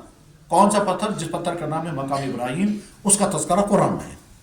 اور یہ وہ پتھر ہے جس پتھر پر کھڑے ہو کر کے ابراہیم علیہ السلام نے خانہ کعبہ کی تعمیر کی تھی، اور ان کے پاؤں کا نشان اس پتھر پر لگ گیا تھا، اور آج بھی ہے وہ سیم اسی طرح سے. جیسے آپ برف پر کھڑے ہو جائیں گے تو برف پر نشان لگ جائے گا، لگتا ہے، یا ریت پر کھڑے ہو جائیں گے تو جو ہی ریت پر پاؤں رکھیں گے ہٹیں گے تو وہاں نشان ہوگا. تو وہ مقام ابراہیم وہاں اندر ہے. اس کے سامنے اللہ کے نبی علیہ السلام نے نماز پڑھی ہے. ہم بھی کوشش کریں کہ اس کے سامنے نماز اطمینان کے ساتھ 2 رکعت نماز. لیکن جو ہی ہمارا طواف اینڈ ہو گیا، 7 چکر مکمل ہو گئے، یہ چادر واپس لانا. آپ وہاں دیکھیں کہ بہت سارے لوگوں کو یہ غلطی ہوتی ہے، اسی حال میں رہتے ہیں، اور اسی حال میں بعد میں کیا کرتے ہیں، نماز بھی پڑھتے ہیں. حالانکہ ایسا نہیں ہے، یہ اسی پر اینڈ کرنا ہے. صرف 7 راؤنڈوں میں یہ کندھا کھلا رہے گا بس. جو ہی 7 راؤنڈ مکمل ہو گئے، یعنی طواف مکمل ہو گئے، تو چادر واپس لا دی. 2 رکعت نماز پڑھ لی، وہاں بیٹھ کر خوب دعا کریں، کعبے کو دیکھتے رہیں. مقام ابراہیم آپ کے سامنے ہوگا. اپنی پچھلی پوری زندگی کو یاد کریں، پھر اس میں جو نیکیاں ہوئی ہیں ان پر شکر پڑھیں، جو غلطیاں ہوئی ہوں گی اس پر معافی مانگیں، اور خوب دعا کریں. پھر وہاں سے چل کر کے زمزم کا پانی پئیں. اگر پیاس نہ بھی ہو تب بھی ضرور پئیں، کیونکہ اس جگہ اللہ کے نبی اعظم اس وقت زمزم کا پانی پیا تھا. اب وہاں آپ کہیں گے یار وہاں کس جگہ ہے وہ زمزم، تو یہ خود آپ کو لے جائیں گے وہاں تک جہاں وہ زمزم کا پانی پینے کی جگہ ہے. اب وہ زمزم کا کنور تو نہیں ہے آج، وہ تو انڈر گراؤنڈ ہے. اب تو پوائنٹ لگے ہوئے ہیں دیواروں میں، انہیں دیواروں کے پاس جا کر کے ہم تو زمزم کا پانی پینے کے بعد اس کے بعد پھر صفا مروہ کرنا ہے. وہاں سے چلیں گے، آپ پہنچیں گے صفا پر. صفا پر پہنچ کر کے آپ خانہ کعبہ کی طرف نظر پڑیں گے تو سامنے خانہ کعبہ نظر آئے گا. وہاں سے بھی اس کے بعد پھر وہاں بھی کھڑے ہو کر دعا اللہ کے نبی نے کی ہے، ہم بھی کھڑے ہو کر وہاں دعا کریں گے صفا پر. پھر صفا سے اب چلنا شروع کریں گے مروہ کی طرف. اچھا نا، صفا مروہ کی صحیح، صفا مروہ، تو صفا اور مروہ. صفا سے اسٹارٹ کیا، مروہ پہ اینڈ 1 چکر. مروہ سے صفا 2، صفا سے مروہ 3، مروہ سے صفا 4، صفا سے مروہ 5، مروہ سے صفا 6، صفا سے مروہ 7 اینڈ ہو گیا. اس بیچ میں مردوں کو کیا کرنا ہے، ذرا سا کہ درمیان میں سبز راڈیں آئیں گی، سبز راڈوں میں مردوں کو تھوڑا سا تیز دوڑنا ہے. اور اگر بزرگ حضرات تیز نہیں دوڑیں گے، تھوڑا سا تیز چلیں گے کافی ہے. اور خواتین کو اپنی نارمل حالت میں چلنا ہے. بس جو ہی 7 راؤنڈ مکمل ہو گئے تو عمر کے سارے کام مکمل. اب ایک عمل باقی ہے، وہ ہے سر کے بال موڑنا. سر کے بال موڑنے میں 2 آپشن ہیں. ایک تو اس طرح استعمال کر لیں، سارے بال صاف کر لیں، اور دوسرا آپشن یہ ہے کہ آپ کٹائی کر سکتے ہیں. اس کٹائی میں ہر بال کا کم سے کم 1/4 کٹ جانا چاہیے. یہ بال جتنا لمبا اس کا 1/4. اور ہماری بہنوں کا معاملہ یہ ہے کہ وہ وہاں سے نکل کر اپنے ہوٹل پر آئیں اور کینچی سے اپنے تھوڑے سے بال کاٹے. اتنے دین نام ہے فالو کرنے کا. اگر ایک آدمی بیمار ہو ڈاکٹر کے پاس جائے تو اس کی ڈیوٹی ہے کہ ڈاکٹر کو فالو کرے، ڈاکٹر نے جو کہا وہ ماننا، آنکھ بند کر کے، ہماری سمجھ میں آئے یا نہ آئے۔ ٹھیک جناب، اگر مجھے کسی کا سخت پین ہے اور ڈاکٹر نے کہا یہاں انجیکشن کروں گا، تو میری عقل کہتی ہے جہاں پین ہے وہیں انجیکشن کریں، تو ڈاکٹر کہے گا آپ اپنی عقل وہیں رکھیں، مجھے وہ کرنا ہے جو میڈیکل بتاتا ہے، تو وہاں تو فالو کرنا ہے۔ سیم اسی طرح سے اللہ کے دین کا مطلب ہے فالو کرنا۔ تو ہم نے بال کاٹے، اللہ کا حکم، اللہ کے نبی، اور محلقین قرآن میں لفظ ہے، محلقین رؤوس اور مقصرین، بس قاسم تو بس کرپل، قاسم تو کرپل۔ ٹھیک، جو ہی ہم نے یہ کیا تو احرام کی پابندی ختم ہو گئی، یہ کھول دیں، اپنے نارمل کپڑے پہن لیں، اس کے بعد پھر مکہ مکرمہ میں آپ کا قائم ہوگا، جتنے دن ہیں جتنا زیادہ وقت ہو سکے کھانے کا وقت گزاریں، طواف کریں، نمازیں پڑھیں، دعائیں کریں، اپنی صحت کو اچھے سے اچھا رکھیں، آگے حج کرنا ہے، اور اس کے بعد 24 گھنٹے کا روٹین بنا لیں، جس وقت ہم کعبہ جائیں گے، کس جگہ جائیں گے، ڈیرے پر کب رہیں گے، ہوٹل پر کب رہیں گے، انتظامات ان کی ڈیوٹی ہے وہ کریں گے جی۔ اس طرح سے آپ کے اتنے دن پورے ہو جائیں گے جو حج تک ہیں، اور حج کا دن ہوگا یہ 7 ذی الحجہ کو، 8 ذی الحجہ کو حج سٹارٹ ہوتا ہے، لیکن 7 ذی الحجہ کو ہی آپ کو کہا جائے گا کہ احرام باندھے، تو سیم اسی طرح پھر احرام باندھنا ہے جس طرح سے پہلے دن باندھا تھا۔ فرق یہ ہے کہ پہلے دن جو آپ نے احرام باندھا تھا وہاں آپ نے عمرے کی نیت کی تھی، اور اب جب احرام باندھیں گے تو آپ حج کی نیت کریں گے، بس یہ کچھ فرق، باقی پابندی سے اسی طرح سے۔ اب آپ کو رات ہی کو یا کل صبح کو آپ کو مینا لے جائیں گے، مینا جب ساتھ جائیں گے تو آپ کو ساتھ اپنے ساتھ کیا لینا ہے یہ خود بتائیں گے، آپ کو اپنے ساتھ کیا کیا لینا ہے، کپڑے کتنے لینے ہیں، دوائیاں کیا ساتھ لینی ہیں، وہ تو اپنی دوائیوں تو انڈیویجول مسئلہ ہے، وہ ہر ایک آدمی کو اپنی دوائیوں کا اسٹاک اپنے ساتھ یہاں سے بھی لے سکتے ہیں، وہاں بھی لے سکتے ہیں، یہ ہر آدمی کو خود اپنا انتظام کرنا ہوتا ہے۔ مطلب بعض لوگوں کو پریشر کی بیماری، پریشر کی دوائیاں ہوتی ہیں، اور ڈائبٹیز والوں کو اس کی بیماری، بہرحال اپنے اپنے۔ 7 تاریخ کی شام کو، رات کو، یا آدھی رات کو، یا عشاء کے تہجد کے وقت میں، یا اگلے دن 8 تاریخ کو صبح کو آپ مینا پہنچ جائیں۔ مینا پورا دن وہیں گزارنا ہے، آرام کرنا ہے، کام کچھ نہیں، بس اپنے ٹائم پر نماز پڑھیں اور آرام کریں، تسبیحات پڑھیں، دعا کریں، تلاوت کریں، لبیک پڑھتے رہیں، کیونکہ آپ لبیک کی حالت میں۔ اور ساتھ میں جیسے ہم جسمانی طور پر مینا میں ہیں، خیالات کے اعتبار سے بھی مینا کو سوچیں، یہ مینا وہی ہے جہاں ہزاروں سال پہلے ابراہیم علیہ السلام نے اپنے بیٹے اسماعیل کو ذبح کیا تھا، یہ وہی مینا ہے، ہزاروں سال پہلے۔ اسی مینا میں اللہ کا حکم پورا کیا گیا، اللہ نے اپنے ابراہیم سے کہا تھا بیٹے کو ذبح کرو،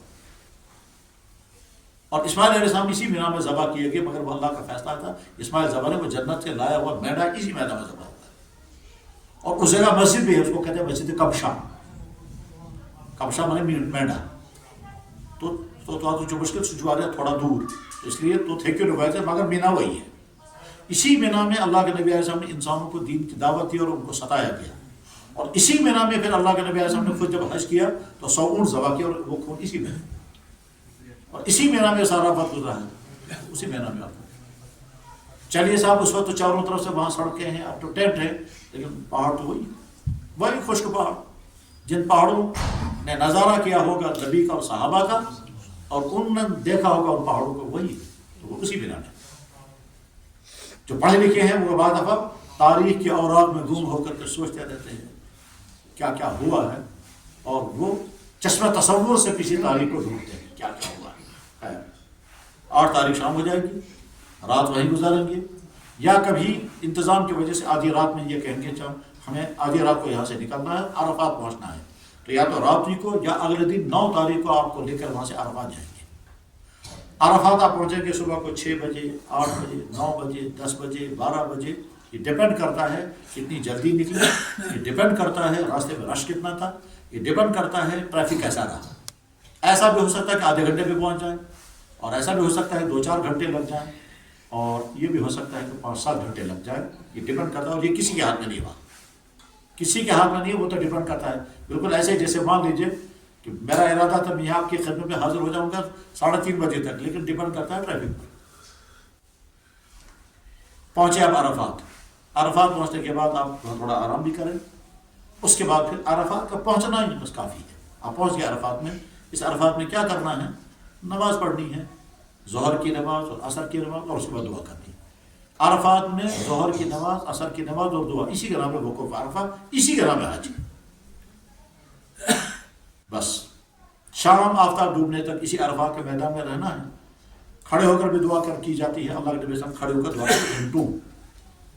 اسی عرفات کے میدان میں الیوم اکملت لکم آیت نازل ہوئی ہے، جس میں اللہ تعالیٰ نے اعلان کر دیا کیا کہ دین مکمل ہو گیا. جتنا مجھے انسانوں کے لیے بھیجنا تھا، یہ کرو یہ مت کرو، وہ اینڈ ہو گیا. اب آج کے بعد اب کوئی حکم نہیں آئے گا یہ تمہیں کرنا ہے اور یہ تمہارے بیان نہیں. کرنے اور نہ کرنے کے جو آرڈرز کو اللہ کی طرف سے آ رہے تھے وہ اینڈ ہو گئے. الیوم اکملت لکم دینکم واتممت علیکم نعمتی. عصر کی نماز کا وقت تھا، ٹائم تھا. اصل میں تو پہلے پڑھ چکے تھے. عصر کی نماز کا ٹائم تھا، حضور دعا اسی وقت وہی نہ. حضرت عمر بن خطاب نے حدیث میں بیان فرمایا، بخاری میں حدیث ہے. خیر، آفتاب ڈوبنے کے بعد پھر آپ کو وہاں سے نکلنا ہے. نماز مغرب کی نہیں پڑھنی ہے تو پہنچنا ہے مزدلفہ. گاڑیوں سے آپ آئیں گے مزدلفہ، ڈپینڈ کرتا ہے ٹریفک پر. آدھے گھنٹے میں، 1 گھنٹے میں، 2 گھنٹے میں، 3 گھنٹے میں، یہ سارا ٹائم لگے گا. ذہن تیار رہنا ہے کہ آپ جلدی بھی پہنچ سکتے ہیں، دیر بھی لگ سکتی ہے. اگر دیر لگ جائے تو اس میں پریشانی ہونا ہے. آپ آرام سے گاڑی میں بیٹھے ہوں گے، چاہے 4-5 گھنٹے کے اوپر لگ جائے. ٹھیک. پہنچے مزدلفہ پہنچ کر کے وہاں اتر کے پہلے مغرب کی نماز پھر عشاء. پہلے مغرب اور عشاء ایک ساتھ. وقت سے پہلے پہنچے تب بھی مغرب اور عشاء ایک ساتھ. دیر سے پہنچے مغرب اور عشاء ایک ساتھ پڑھ کر پھر آرام کریں. اور آرام کرنے کے بعد صبح تک وہیں آرام کریں گے. تو اگلے دن صبح کو فجر کی نماز پڑھ کر کے پھر کھڑے ہو کر کے دعا کرنی. اچانک وقوف مزدلفہ میں کھڑے ہو کر کے دعا کریں. وہاں جو مسجد ہے اس مسجد کا تذکرہ قرآن میں ہے.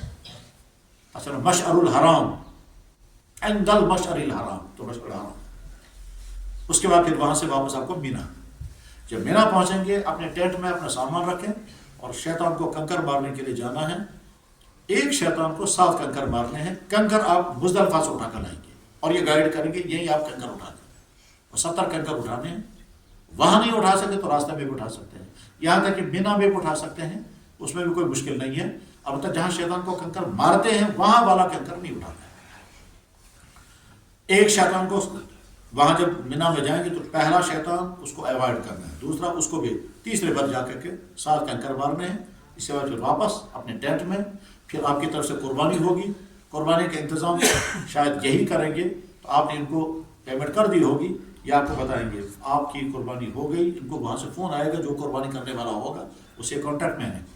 اور آپ کی آسانی یہ ہے کہ یہ جب آپ کی قربانی ہو جائے گی تو اس کے بعد آپ حلق کر سکتے ہیں. ان کا معاملہ یہ ہے کہ ان کو کچھ پتہ نہیں قربانی کب ہوگی. خیر، جو ہی قربانی کی آپ کو انفارمیشن آ گیا آپ کی قربانی ہو گئی، قربانی ہونے کے بعد پھر آپ کو اپنے سر کے بال مونڈنے ہیں. بال تو ہوں گے نہیں لیکن شرط پورا کرنا ہے. اور جو اس سر کے بال آپ نے مونڈ دیے، یہ احرام کی چادر کھول دی. آپ ایک سوٹ کپڑے کا آپ ساتھ لے گئے ہوں گے، اب وہ نارمل کپڑے پہن لیں. مینا میں یہ 10 تاریخ ہوگی. 10-11 بجے بھی ہو سکتی ہے، 1-2 بجے ہو سکتی ہے، 4-5 بجے بھی ہو سکتی ہے، مغرب کی نماز بھی ہو سکتی ہے، مغرب بعد بھی ہو سکتا ہے. جو ہی یہ آپ نے نارمل کپڑے پہنے، اس کے بعد آپ کو طواف کرنے کے لیے جانا ہے. اور یہ والا طواف جو اب ہے یہ سب سے زیادہ مسٹ، سب سے زیادہ لازم ہے. یہی فرض ہے، یہ چھوٹا نہیں چاہیے. اور اگر کسی کو چھوٹا تو یہ حج ہی ادا نہیں ہوگا تب تک جب تک یہ طواف نہیں کرے گا. اچھا، طواف زیارہ فرض طواف لازمی ہے. خیر، اس کے بغیر اچھا جو ہی ہم نے وہ بال مونڈ لیے 10 تاریخ کو مینا میں، ہم نے شیطان کو کنکر بھی مارے، قربانی بھی کی، بال بھی مونڈے، کپڑے بھی پہن لیے. یہ ساری پابندیاں ختم ہو گئی. بس ایک پابندی ابھی باقی ہے، میاں بیوی کے درمیان جو پرائیویٹ تعلقات ہیں وہ بھی بین ہے، وہ نہیں ہو سکتے. باقی یہ ڈیپینڈ جب تک طواف نہیں ہوگا. جب تک طواف نہیں ہوگا تب تک یہ ایسے رہے گا، چاہے سال لگ جائے. یہ دونوں ایک دوسرے کے لیے حرام رہیں گے. اب 10 تاریخ کے رات کو یا 11 تاریخ کی صبح کو یا 11 تاریخ دن میں کسی بھی وقت آپ کو لائیں گے اور آپ طواف کریں گے. تو طواف اور وہ صفا مروہ یہ دونوں کر لیں گے. اس سے جو ہے فارغ ہو جائیں گے تو وہ جو ایک پابندی باقی تھی وہ بھی ختم ہو گئی. اب واپس مینا پہنچیں گے. واپس مینا پہنچنے کے بعد پھر 11-12 ان دونوں دنوں میں شیطانوں کو کنکر مارنے ہیں، تینوں شیطانوں کو. پہلے شیطان کو کنکر 7، پھر دعا، دوسرے کو 7، پھر دعا، تیسرے کو 7 مار کر کے پھر واپس اپنے ٹینٹ میں آرام کریں. 11 تاریخ دن بھر جب بھی ہو، رات میں جب بھی ہو، آرام کے ساتھ. 12 تاریخ کا بھی ایسا ہی معاملہ ہے، پورے دن جب چاہیں طواف کا. یہ 11 تاریخ میں نہیں، 11 تاریخ کو دوپہر کے بعد، اور 12 تاریخ کو دوپہر کے بعد، اس سے پہلے نہیں. وہاں بہت سارے لوگ پہلے کرتے ہیں، وہ صحیح نہیں ہے. دوپہر کے بعد شیطان کو کنکر مارنے ہیں. 11 تاریخ کو بھی چاہے ظہر کے بعد، عصر کے بعد، مغرب کے بعد، عشاء کے بعد، آدھی رات جب چاہیں تب. 12 تاریخ کا بھی اسی طرح، لیکن 12 تاریخ کو عصر سے پہلے یا تو مینا سے باہر آ جائیں گے، اور اگر آپ نے وہیں شام ہو گئی، آفتاب ڈوب گیا، بہتر ہے رات وہیں گزاریں. اگلے دن 13 تاریخ ہوگی، 13 تاریخ کو پھر تینوں شیطانوں کو کنکر مار کر پھر واپس آپ اپنے ہوٹل پر آئیں گے، جہاں بھی آپ کا سٹے ہوگا، جہاں بھی آپ کا ہوٹل ہوگا وہاں آپ کو آنا ہوگا، اور ٹور آپریٹر آپ کو لے کر کے آئیں گے. گاڑی کا انتظام کی ذمہ داری ہے. اس طرح یہ سارے عمل ہو گئے. اب ایک عمل آپ کا باقی رہا، وہ یہ ہے کہ ایک آخری طواف کرنا ہوتا ہے. وہ جب چاہیں تب کر سکتے ہیں، اسی دن، 2 دن بعد، 5 دن بعد، ہفتے کے بعد، جس دن واپس آئیں اس دن. اچھا، طواف ودا، طواف ودا جو ہے آپ کریں گے تو آپ کا حج مکمل ہو جائے گا. بس یہ تو ہے حج کے عمل. اس کے بعد اگر آپ کے پاس کچھ دن باقی بچتے ہیں اور آپ چاہتے ہیں اور عمرہ کریں تو آپ کر سکتے ہیں. اور یہ عمرے جو ہیں وہ چاہے آپ اپنی طرف سے کریں، اپنے والدین کی طرف سے کریں، جن کی طرف سے چاہیں عمرے کر سکتے ہیں. عمرہ کرنے کا طریقہ یہ ہے کہ مکہ مکرمہ میں 2 میں سے کسی ایک جگہ پر جائیں. ایک جگہ کا نام ہے جیرانہ، دوسری جگہ کا نام ہے تنعیم، اور عموماً تچانا مسجد عائشہ. یا تو مسجد عائشہ جائیں گے یا جیرانہ جائیں گے، اور اسی طرح سے احرام باندھیں گے جیسے اسٹارٹ میں بتایا گیا. بس اس وقت نیت ہی کرنی ہے. اگر والد کی طرف سے کریں گے تو لبیک پڑھتے ہوئے نیت کریں، میں یہ لبیک اپنی والد کی طرف پڑھ رہا ہوں، اپنی والدہ کی طرف سے پڑھ رہا ہوں، اور یہی لبیک پڑھتے ہوئے خانہ باغ آئیں گے. طواف یعنی 7 راؤنڈ، 2 رکعت نماز، زمزم، صفا مروہ اور حلق، تو عمرہ ایڈ ہو جائے. آسانی اس میں یہ ہوتی ہے کہ جب ہم عمرہ کرنے کے لیے نکلیں گے تو اپنے کپڑے یہی ہوٹل میں کھول دیں اور یہ چادریں باندھ دیں. نیت ابھی ہم نے نہیں کی. پہنچے وہاں جیرانہ جہاں سے اللہ کے نبی نے خود عمرہ کیا، تنعیم وہاں سے حضرت عائشہ کو عمرہ کرایا تھا، تچوانی مسجد عائشہ، تو وہاں جا کر کے وہاں پھر دوبارہ فریش ہو سکتے ہیں. وہاں غسل خانے ہیں، وہاں انتظامات ہیں، مردوں کے لیے بھی ہیں، خواتین کے لیے بھی ہیں. وہاں وضو کر کے دوبارہ نہانا چاہیں وہ، اور کیا مسجد میں جا کر 2 رکعت نماز پڑھ کر کے لبیک پڑھتے ہوئے آئیں گے. جن کی طرف سے آپ چاہیں عمرہ کرنا ان کی طرف سے عمرہ کر سکتے ہیں. یہ تو ہے آپ کے مکہ مکرمہ کا سفر. جب آپ مدینہ طیبہ جائیں گے، چاہے حج سے پہلے چاہے حج کے بعد، تو سفر مدینہ انتہائی قیمتی سفر، اور اس لیے قیمتی سفر ہے کہ آپ مکہ سے مدینہ جا رہے ہیں. جہاں سے چل رہے ہیں وہ مقدس ترین مقام، اور جہاں جا رہے ہیں وہ کائنات کا وہ منفرد مقام ہے کہ نبی کے وہاں آنے کی وجہ سے مدینہ بن کر، ورنہ مدینہ کو کون پوچھتا ہے؟ تو مدینہ ہے. اور اس دنیا میں کسی شہر پر اتنی شاعری نہیں ہوئی ہے، اتنی محبتوں کے پھول نہیں نچھاور رہے جتنا مدینہ میں. یہاں تک کہ مدینے کی کانٹوں پر بھی شاعری ہوتی ہے، اور محبت کے پھول وجہ اللہ کے نبی محمد. دنیا کی کسی بھی قوم کے پاس یہ سرمایہ نہیں ہے. یعنی اگر کرسچن حضرت عیسیٰ علیہ السلام کی قبر پر جانا چاہیں تو قبر ہے ہی نہیں، آسمان ہوگا. یہودی اگر حضرت موسیٰ علیہ السلام کی قبر پر جانا چاہیں تو ان کو بات معلوم نہیں قبر کہاں.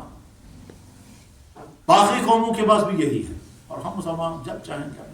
جس طرح سے اس وقت دن کا ہونا یقینی ہے، جس طرح سے ہمیں 100% یقین ہے کہ عصر کی نماز کا وقت 5 بجنا ہے، اسی طرح سے یہ بات طے یقینی ہے کہ ہمارے نبی مدینہ طیبہ میں دفن. تو مدینہ کا سفر ہو رہا ہے. وہ سفر سارا کا سارا محبتوں کے جذبات کے ساتھ درود سے پڑھتے ہوئے گزرے. اور اس بارے میں اگر معلومات ہوں گی تو آدمی حیران ہوتا ہے جب ہم صحابہ کے سفر مدینہ کو، اور بزرگان دین کے سفر مدینہ کو، اور اولیاء اور محدثین کے سفر مدینہ کو پڑھتے ہیں تو اپنے حیران ہوتی ہے کیسے انہوں نے سفر کی ہے. حضرت امام شافعی مکہ شریف سے مدینہ گئے تھے. امام شافعی رحمہ اللہ تعالیٰ مکہ مکرمہ سے مدینہ طیبہ گئے تھے تو 16 قرآن راستے پہ پڑھے،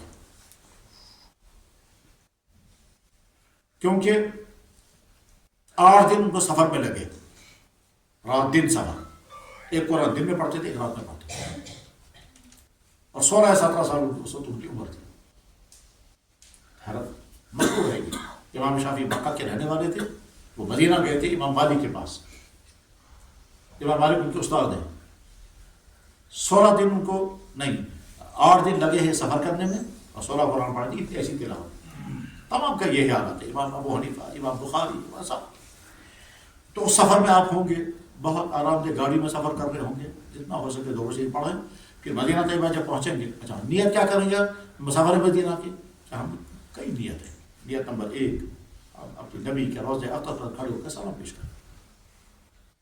نمبر 2 مسجد نبوی میں ایک نماز پڑھنے پر 1000 نمازوں کا ثواب. اور ایک حدیث میں ہے مسجد نبوی میں ایک نماز پڑھنے پر 50,000 نمازوں کا ثواب. اس کے مقابلے میں خانہ کعبہ میں ایک نماز پڑھنے پر 1,00,000 نمازوں کا ثواب. یعنی اگر آپ نے جو جمعہ خانہ کعبہ میں پڑھا تو ایک جمعہ پڑھنے پر آپ کو 1,00,000 جمعوں کا ثواب ہے. ایک فرض نماز پڑھے 1,00,000 فرضوں کا ثواب.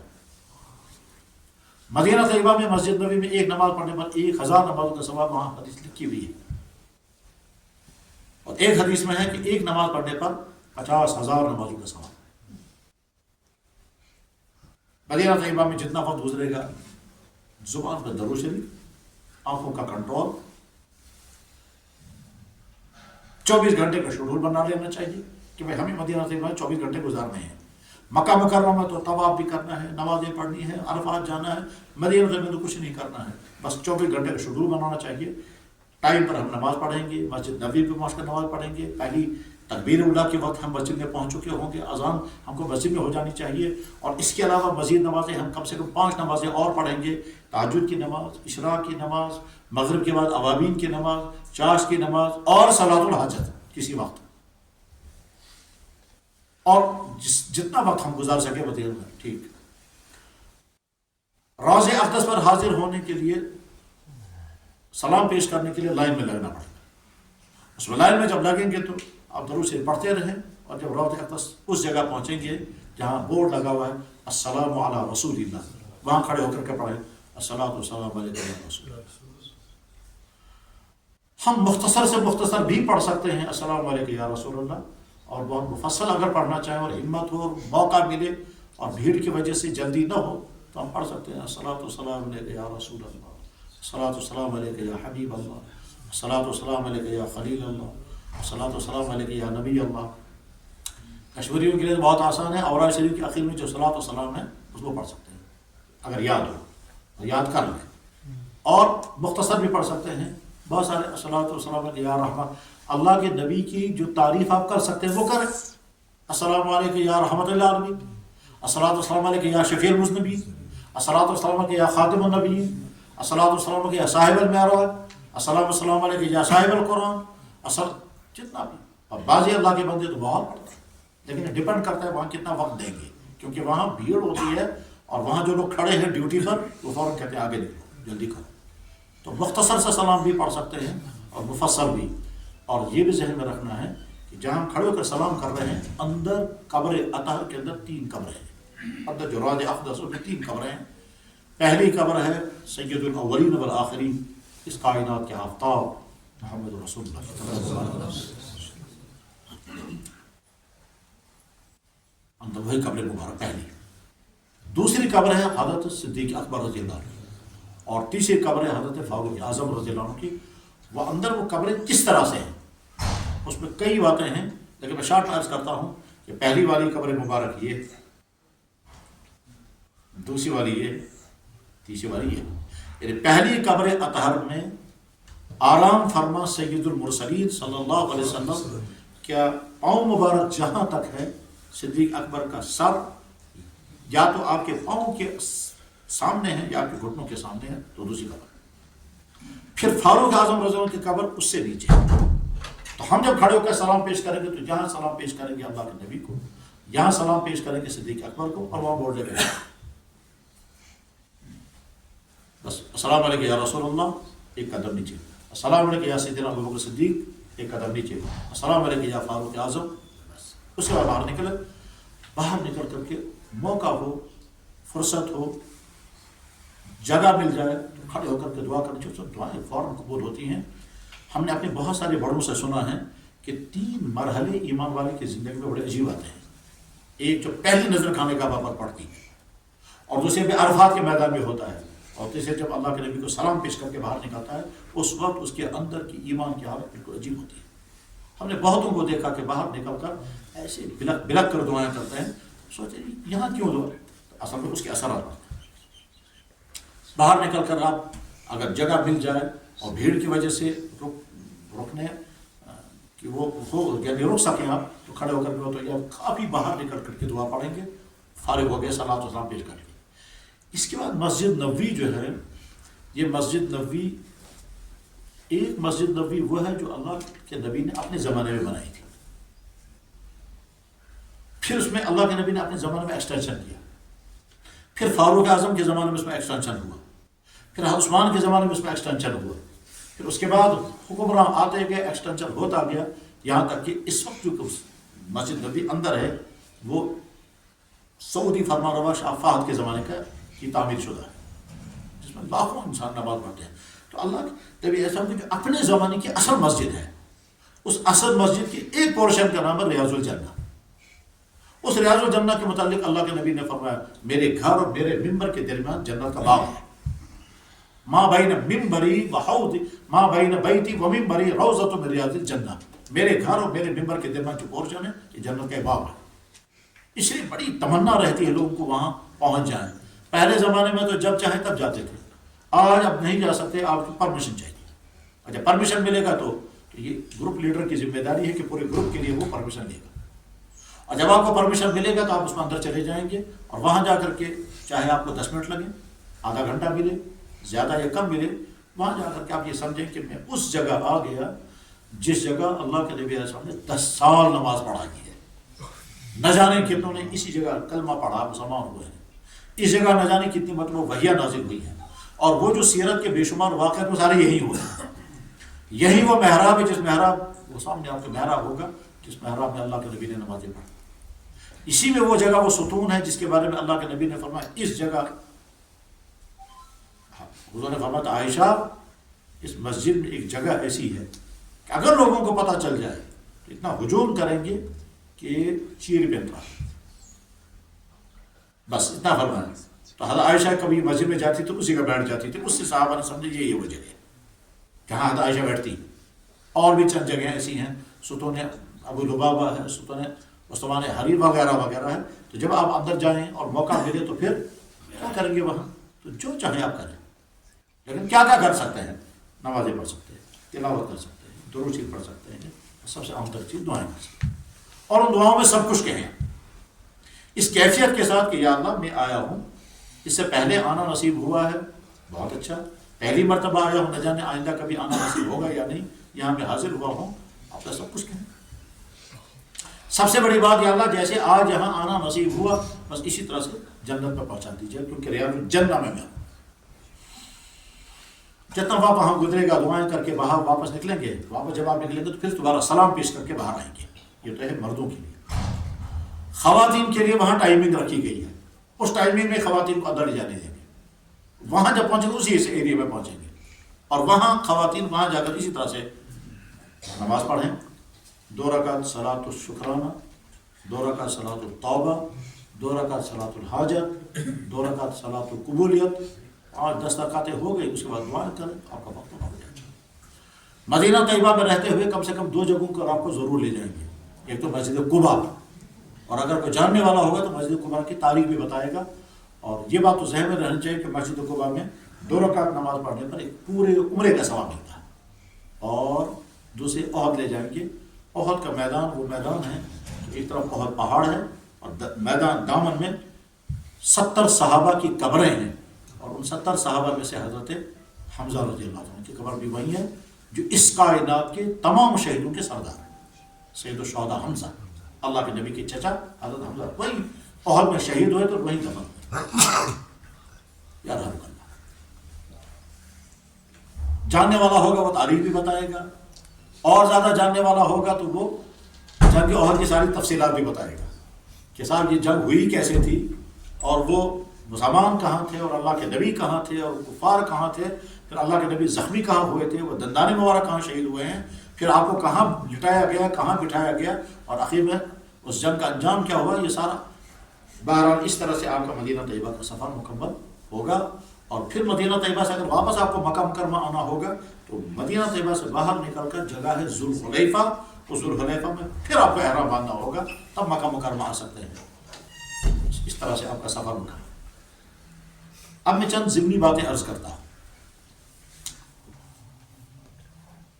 خواتین کے تعلق سے یہ بات ذہن میں رہنی چاہیے کہ اگر کوئی خاتون یہ طے کرے کہ میں اس پورے سفر میں اپنا پیریڈ روکنے کے لیے میڈیسن لوں تو اسلام میں اس کی اجازت ہے. اس کا سائیڈ ایفیکٹ ہے لیکن یہ میڈیکل والوں کا مسئلہ ہے، یہ وہی بتا سکتے ہیں. ہمارا کام اتنا بتانا ہے جائز و ناجائز. تو میڈیسن لے سکتے ہیں تاکہ منتھلی پیریڈ رک جائیں اور یہ سارا سفر اطمینان کے ساتھ گزر جائے، ورنہ ٹینشن رہتا ہے کہ صاحب ہم کچھ کرتے ہیں لیکن نہیں کر سکتے.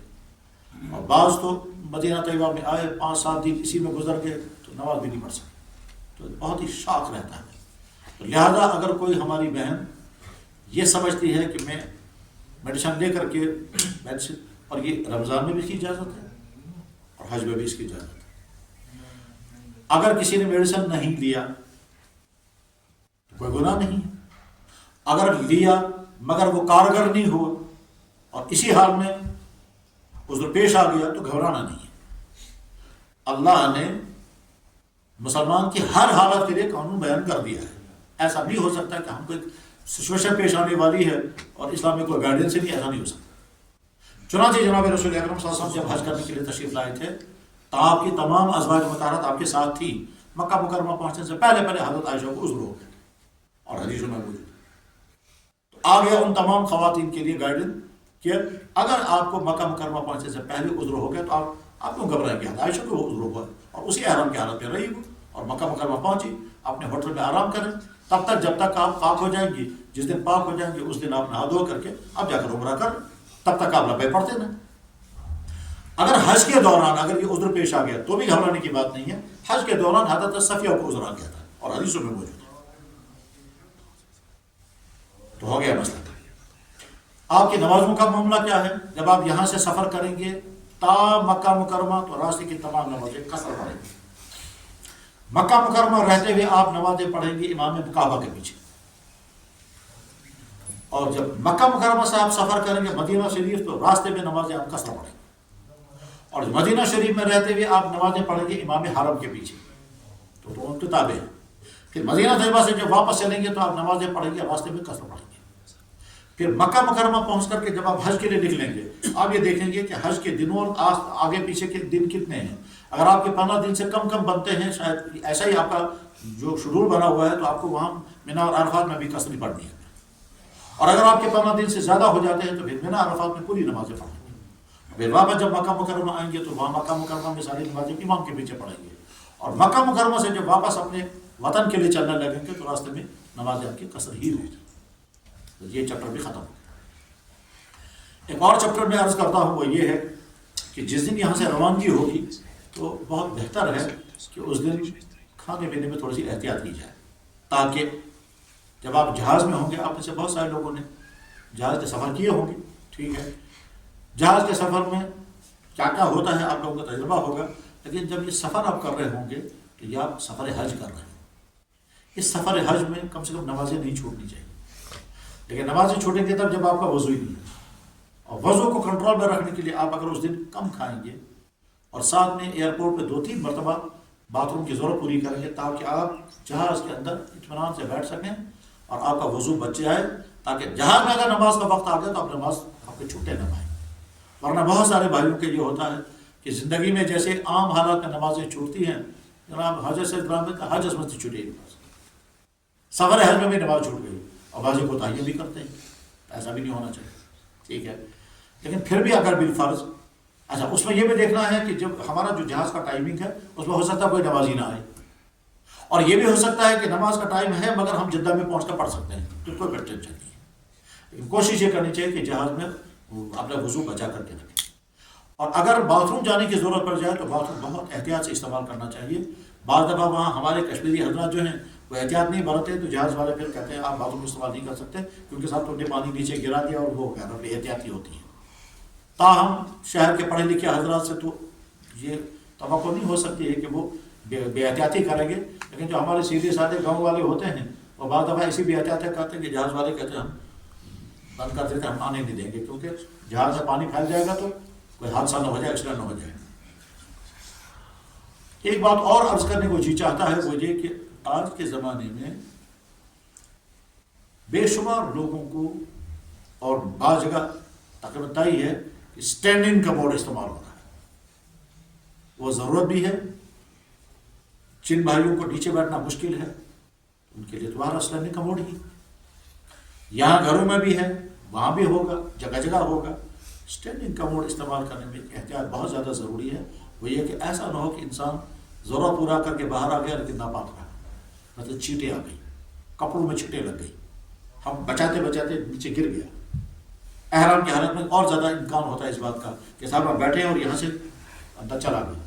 اس کے لیے آسان ہے کہ احرام نکال کر لٹکا دیں، اپنی ضرورت پوری کریں، پھر واشر استعمال کر لیں، اچھی طرح سے استعمال کر لیں، پھر ٹھیک طرح سے واش کر لیں اسے، یہ سوچ کر کہ میرے بعد جو آنے والا ہے کم سے کم وہ بھی پاک ہی رہے۔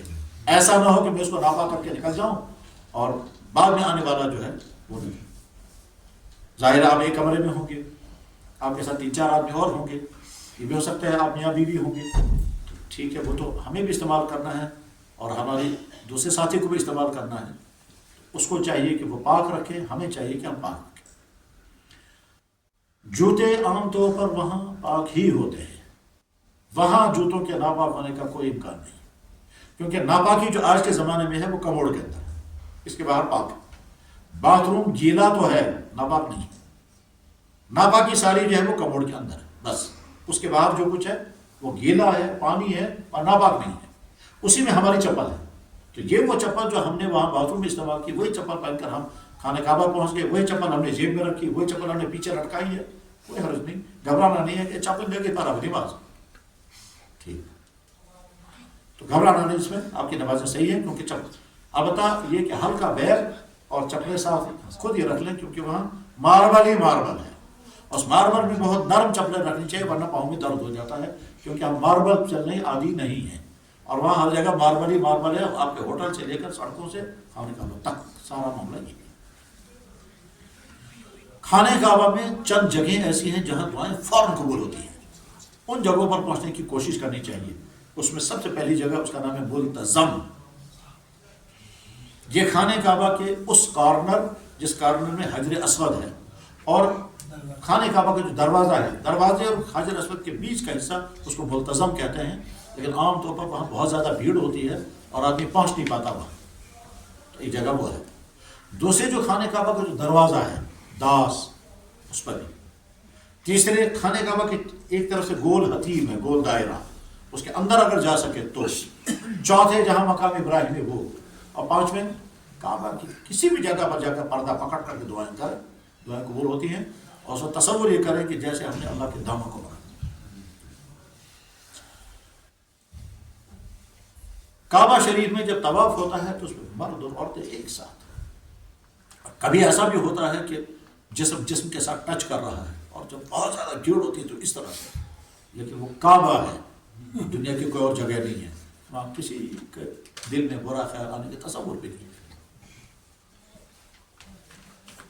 نہ مرد کو احساس ہوتا ہے میں کچھ اور ہوں، نہ بہنوں کو احساس ہوتا ہے کچھ اور ہے، وہ سارے اللہ نے، اور دنیا ہی دوسری، عالم ہی دوسرا ہے۔ میں بہت زیادہ تفصیلی بتاؤں گا اس پر کیا کیا لکھا ہے لوگوں نے کہنے کے سامنے عجیب منظر ہے، بدن سے بدن ٹچ کر رہا ہے، برے خیال آتے ہی نہیں ہے، لیکن بہرحال آپ بھی سوچتے ہیں یار ایک ساتھ ہم چل رہے ہیں، پتہ نہیں نماز میں فرق تو نہیں آ گیا، میرا کندھا کسی خاتون کے ساتھ لگ گیا، اس کا کندھا میرے ساتھ لگ گیا، وہ اپنی محرم ہو تب تو کوئی مسئلہ آسان ہے، اپنی ماں ہو، اپنی بہن ہو، اپنی بیٹی یا اہلیہ ہو، وہ تو آسان ہے، لیکن اجنبی عورت کے ساتھ بدن ٹچ کرے گا تو گھبرانا نہیں۔ کعبہ وہاں نہ کوئی مرد ہے نہ کوئی عورت ہے، سارے اللہ کے بندے ہیں اور اللہ کے سامنے ہیں، لیکن احتیاط برتنی ہے بہت، کیونکہ ہم اس جگہ ہیں جہاں اللہ براہ راست نہیں دیکھ رہا ہے، تو غلطی نہیں ہونی چاہیے۔ اپنے تصورات کو، اپنے خیالات کو، اپنی سوچ کو بھی برائیوں سے بچا کر کے رکھنا ہے، جیسے اپنی آنکھوں کو بچا کر کے رکھنا ہے. یہ مردوں کے لیے امتحان ہے اور خواتین کے لیے الگ امتحان ہوتا ہے.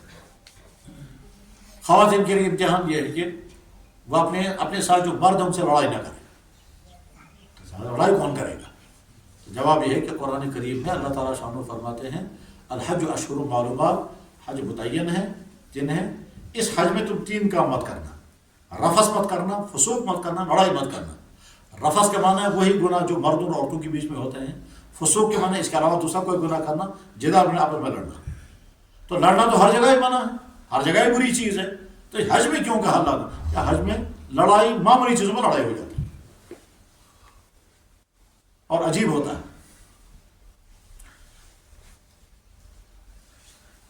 کتاب میں لکھا ہوا میں نے پڑھا، 2 میاں بیوی حج کرنے پہنچے. بیوی نے شوہر سے کہا اس کمرے میں کوئی خاتون اکیلی ہے، یہ کیوں آئی اکیلی؟ شوہر نے کہا تو آپ کو کیا پریشانی، آپ اپنا کرو. نہیں یہ اکیلی کیوں آئی، محرم کے بغیر کیسے آ گئی؟ شوہر نے کہا بھائی آپ کا کیس نہیں ہے، یہ ان کا مسئلہ ہے، چھوڑ دیجیے، آپ کو کیا اس سے. بہرحال لیکن بار بار تب پوچھتے رہتی تھی. کچھ دیر بعد اسے پتا چلا کہ لگا کوئی مرد آیا اس کمرے میں. تو یہ اپنی شوہر سے کہہ رہی بڑی عجیب بات ہے، یہ کوئی اجنبی مرد اس کے کمرے میں آ رہا ہے، یہ کون ہے؟ شوہر نے کہا بھائی آپ کو کیا پریشانی ہے، یہ آپ کا کیس نہیں، آپ رہنے دیجیے. انہوں نے کہا نہیں. اچھا کچھ دن بعد وہ مرد آنا چھوڑ دیا اس نے، یا کچھ دن بعد پھر وہ آنے لگا مرد. تو یہ عورت کہتی ہے اپنے شوہر سے یہ عجیب بات ہے، یہ کون لوگ آ رہے ہیں؟ شوہر نے کہا میں 10 مرتبہ آپ کو کہہ چکا، آپ ان کو سوچنا چھوڑ دیجیے، آپ کیوں اس بیچ میں؟ نہیں بچے افسوس کی بات ہے. ایک دن یہ دونوں عورتیں ساتھ نکلی ہیں، وہ بھی اور یہ بھی، حرم شریف کے لیے. وہ عورت اس کو کہتی ہے واقعی یہاں دعائیں قبول ہوتی ہیں. ہم جب آئے تھے حج کرنے کے لیے تو میری اور شوہر کے معنی جدہ میں لڑائی ہو گئی. میرا شوہر جو ہے روٹ کے چلا گیا، میں اکیلی پہنچ گئی یہاں. میں سیدھے کھانے کا میں جا کر خدا میرے شوہر کو واپس کرتے وہ ناراض ہو کر چلا گیا. 3-4 دن تک وہ آیا نہیں. 3-4 دن کے بعد جب آیا تو شکر پڑا میرا شوہر آ گیا. بیوی کہتی وہ آپ کا شوہر ہے؟ اس نے کہا اور کیا؟ کہنے لگا میں تو پورے حج میں سوچتی رہی یہ کون تھا. اب اس کے شوہر نے کہا تم نے سارا حج گزارا ہے بدزمی ہے. وہ کہتی ہے میں پورا حج میں نے اسی ٹینشن میں گزارا، یہ اجنبی مرد کیوں اس کے پاس آیا اور میرا حج سارا خراب ہے. یہ میں نے کتاب میں واقعہ پڑھا، کتاب میرے پاس موجود ہے. عجیب. اور ایسا بھی ہوا کہ مکہ مکرمہ پہنچ کر بھی کوئی آدمی حج نہ کر سکا. ایسا بھی ہوا کہ خانہ کعبہ کے دروازہ پر پہنچ کر اندر جا نہیں سکا. اور یہ ہم نے سنا بھی ہے، پڑھا بھی اور دیکھا بھی ہے. ابھی 2 یا 3 سال پہلے یہی کشمیر کا حاجی، وہ پہلے مدینہ میں تھے، مدینہ سے مکہ مکرمہ آنا ہے، مدینہ میں وہ روڈ کراس کر رہے تھے اور سادہ آدمی بیچارہ، جہاں تیز ٹریفک چلتا ہے وہاں دوڑنا نہیں ہوتا. اگر آدمی روڈ کراس کر رہا ہو تو آہستہ چلنا چاہیے، تیز دوڑنا نہیں چاہیے. سادہ آدمی سوچتا ہے یار داؤ تو اتنی بچ، وہ داؤ اٹھانا وہی پریشانی ہے. چونکہ وہاں بہت تیز گاڑیاں چلتی ہیں 100 کی سپیڈ سے. اس نے دوڑ لگائی، ادھر سے گاڑی آئی تو ٹکر مار کر کے نہ جانے 100 میٹر دور پھینک دیا اور سارا بدن چور، ٹانگوں کے 20 ٹکڑے ہو گئے اور کمر بھی ساری ٹوٹی ہوئی. بعد میں وہ لوہے کے جالوں میں لے کر کے اس کو مکہ مکرمہ لایا گیا. وہ حرکت بھی نہیں کر سکتا تھا، حج محروم ہو گیا. اور بعضوں کا کچھ اور بھی ہوتا ہے. تو اس لیے بڑی ندامت کے ساتھ رہیں، عاجزی کے ساتھ رہیں اللہ سے. یا اللہ ہم پہنچے ہیں، آپ کو یہاں جو آپ کے رشتہ دار، آپ کے اقارب ہوں گے سب کہیں گے تو ادراک بھائی جو جو آپ کو ملے گا وہ یہی کہے گا اور لازمن کہیں گے.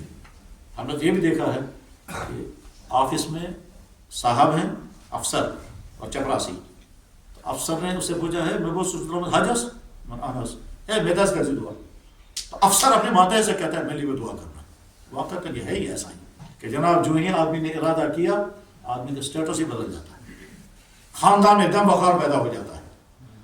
آپ کو جو آدمی دیکھ رہا تھا کسی اور نتوں سے جو ہی اس کو سنا یہ حج کو جا رہے ہیں تو جناب آپ باعزت پہلے ہیں اپنے عہدوں کی وجہ سے، اپنے اسٹیٹس کی وجہ سے، اس کی وجہ سے مزید عزت اونچی ہو جاتی ہے. یہ کعبے کا شان.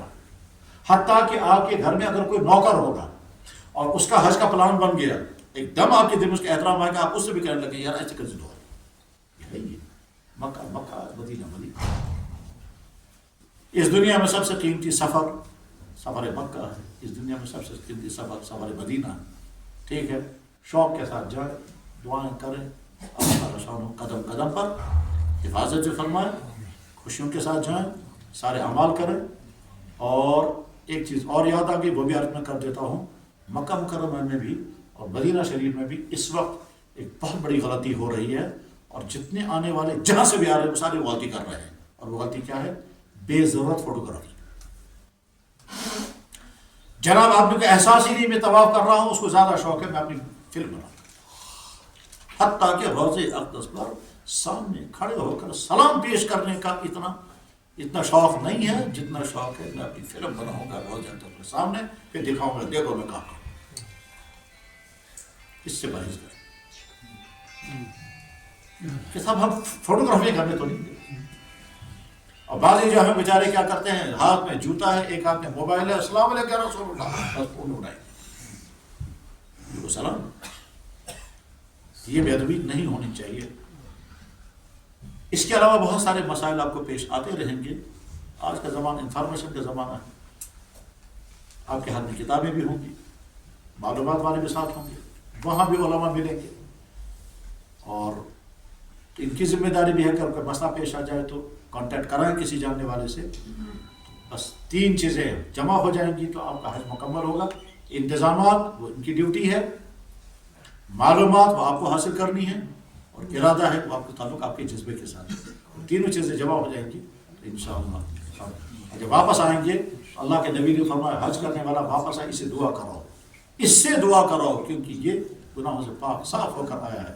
اس لیے ہم جب حج کر کے واپس ہم کہتے ہیں حاجی سے ملو، اسے دعا کرو، کیونکہ اللہ کے نبی وہ کہتا ہے دعا کر، تمہاری نظر میں تمہاری حیثیت تو نہیں ہے، لیکن اللہ کے نبی نے تمہارا مقام بہت اونچا بنایا۔ وآخر دعوانا الحمد للہ رب العالمین برحمتک یا ارحم الراحمین۔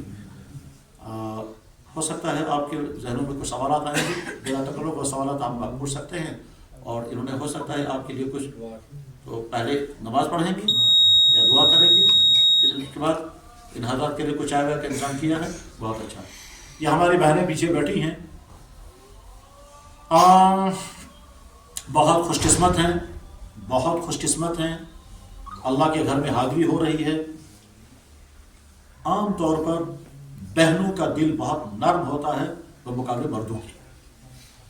آپ کے وہ آنسو جو وہاں گریں گے اور آپ کی وہ دعائیں جو آپ وہاں کریں گی، یہاں بھی بہت پاورفل ہے، وہاں بھی ہیں۔ آپ کے لیے ایک خوش قسمتی کی بات یہ ہے کہ آپ کو ہر وقت اندر جانے کی اجازت ہے، مردوں کو نہیں ہے۔ مردوں کو بیان ہے کہ آپ اندر نہیں جا سکتے، آپ اوپر منزل میں جاؤ، اور خواتین کو ہر وقت نیچے جانے کی اجازت ہے۔ یعنی اس وقت جو وہاں انتظام چل رہا ہے وہ یہ کہ خواتین جب چاہیں وہاں مطاف میں جا سکتی ہیں، مرد نہیں جا سکتے، مرد کو احرام کی حالت میں اندر جانے دیں گے، اور اگر احرام کے بغیر ہے تو اوپر کی منزل میں پہنچاتے ہیں کہ آپ اوپر کی منزل میں رہیں گے۔ تو آپ کو تو ہر وقت 24 گھنٹے خانہ کعبہ کے اندر مطاف میں جانے کا موقع ہے۔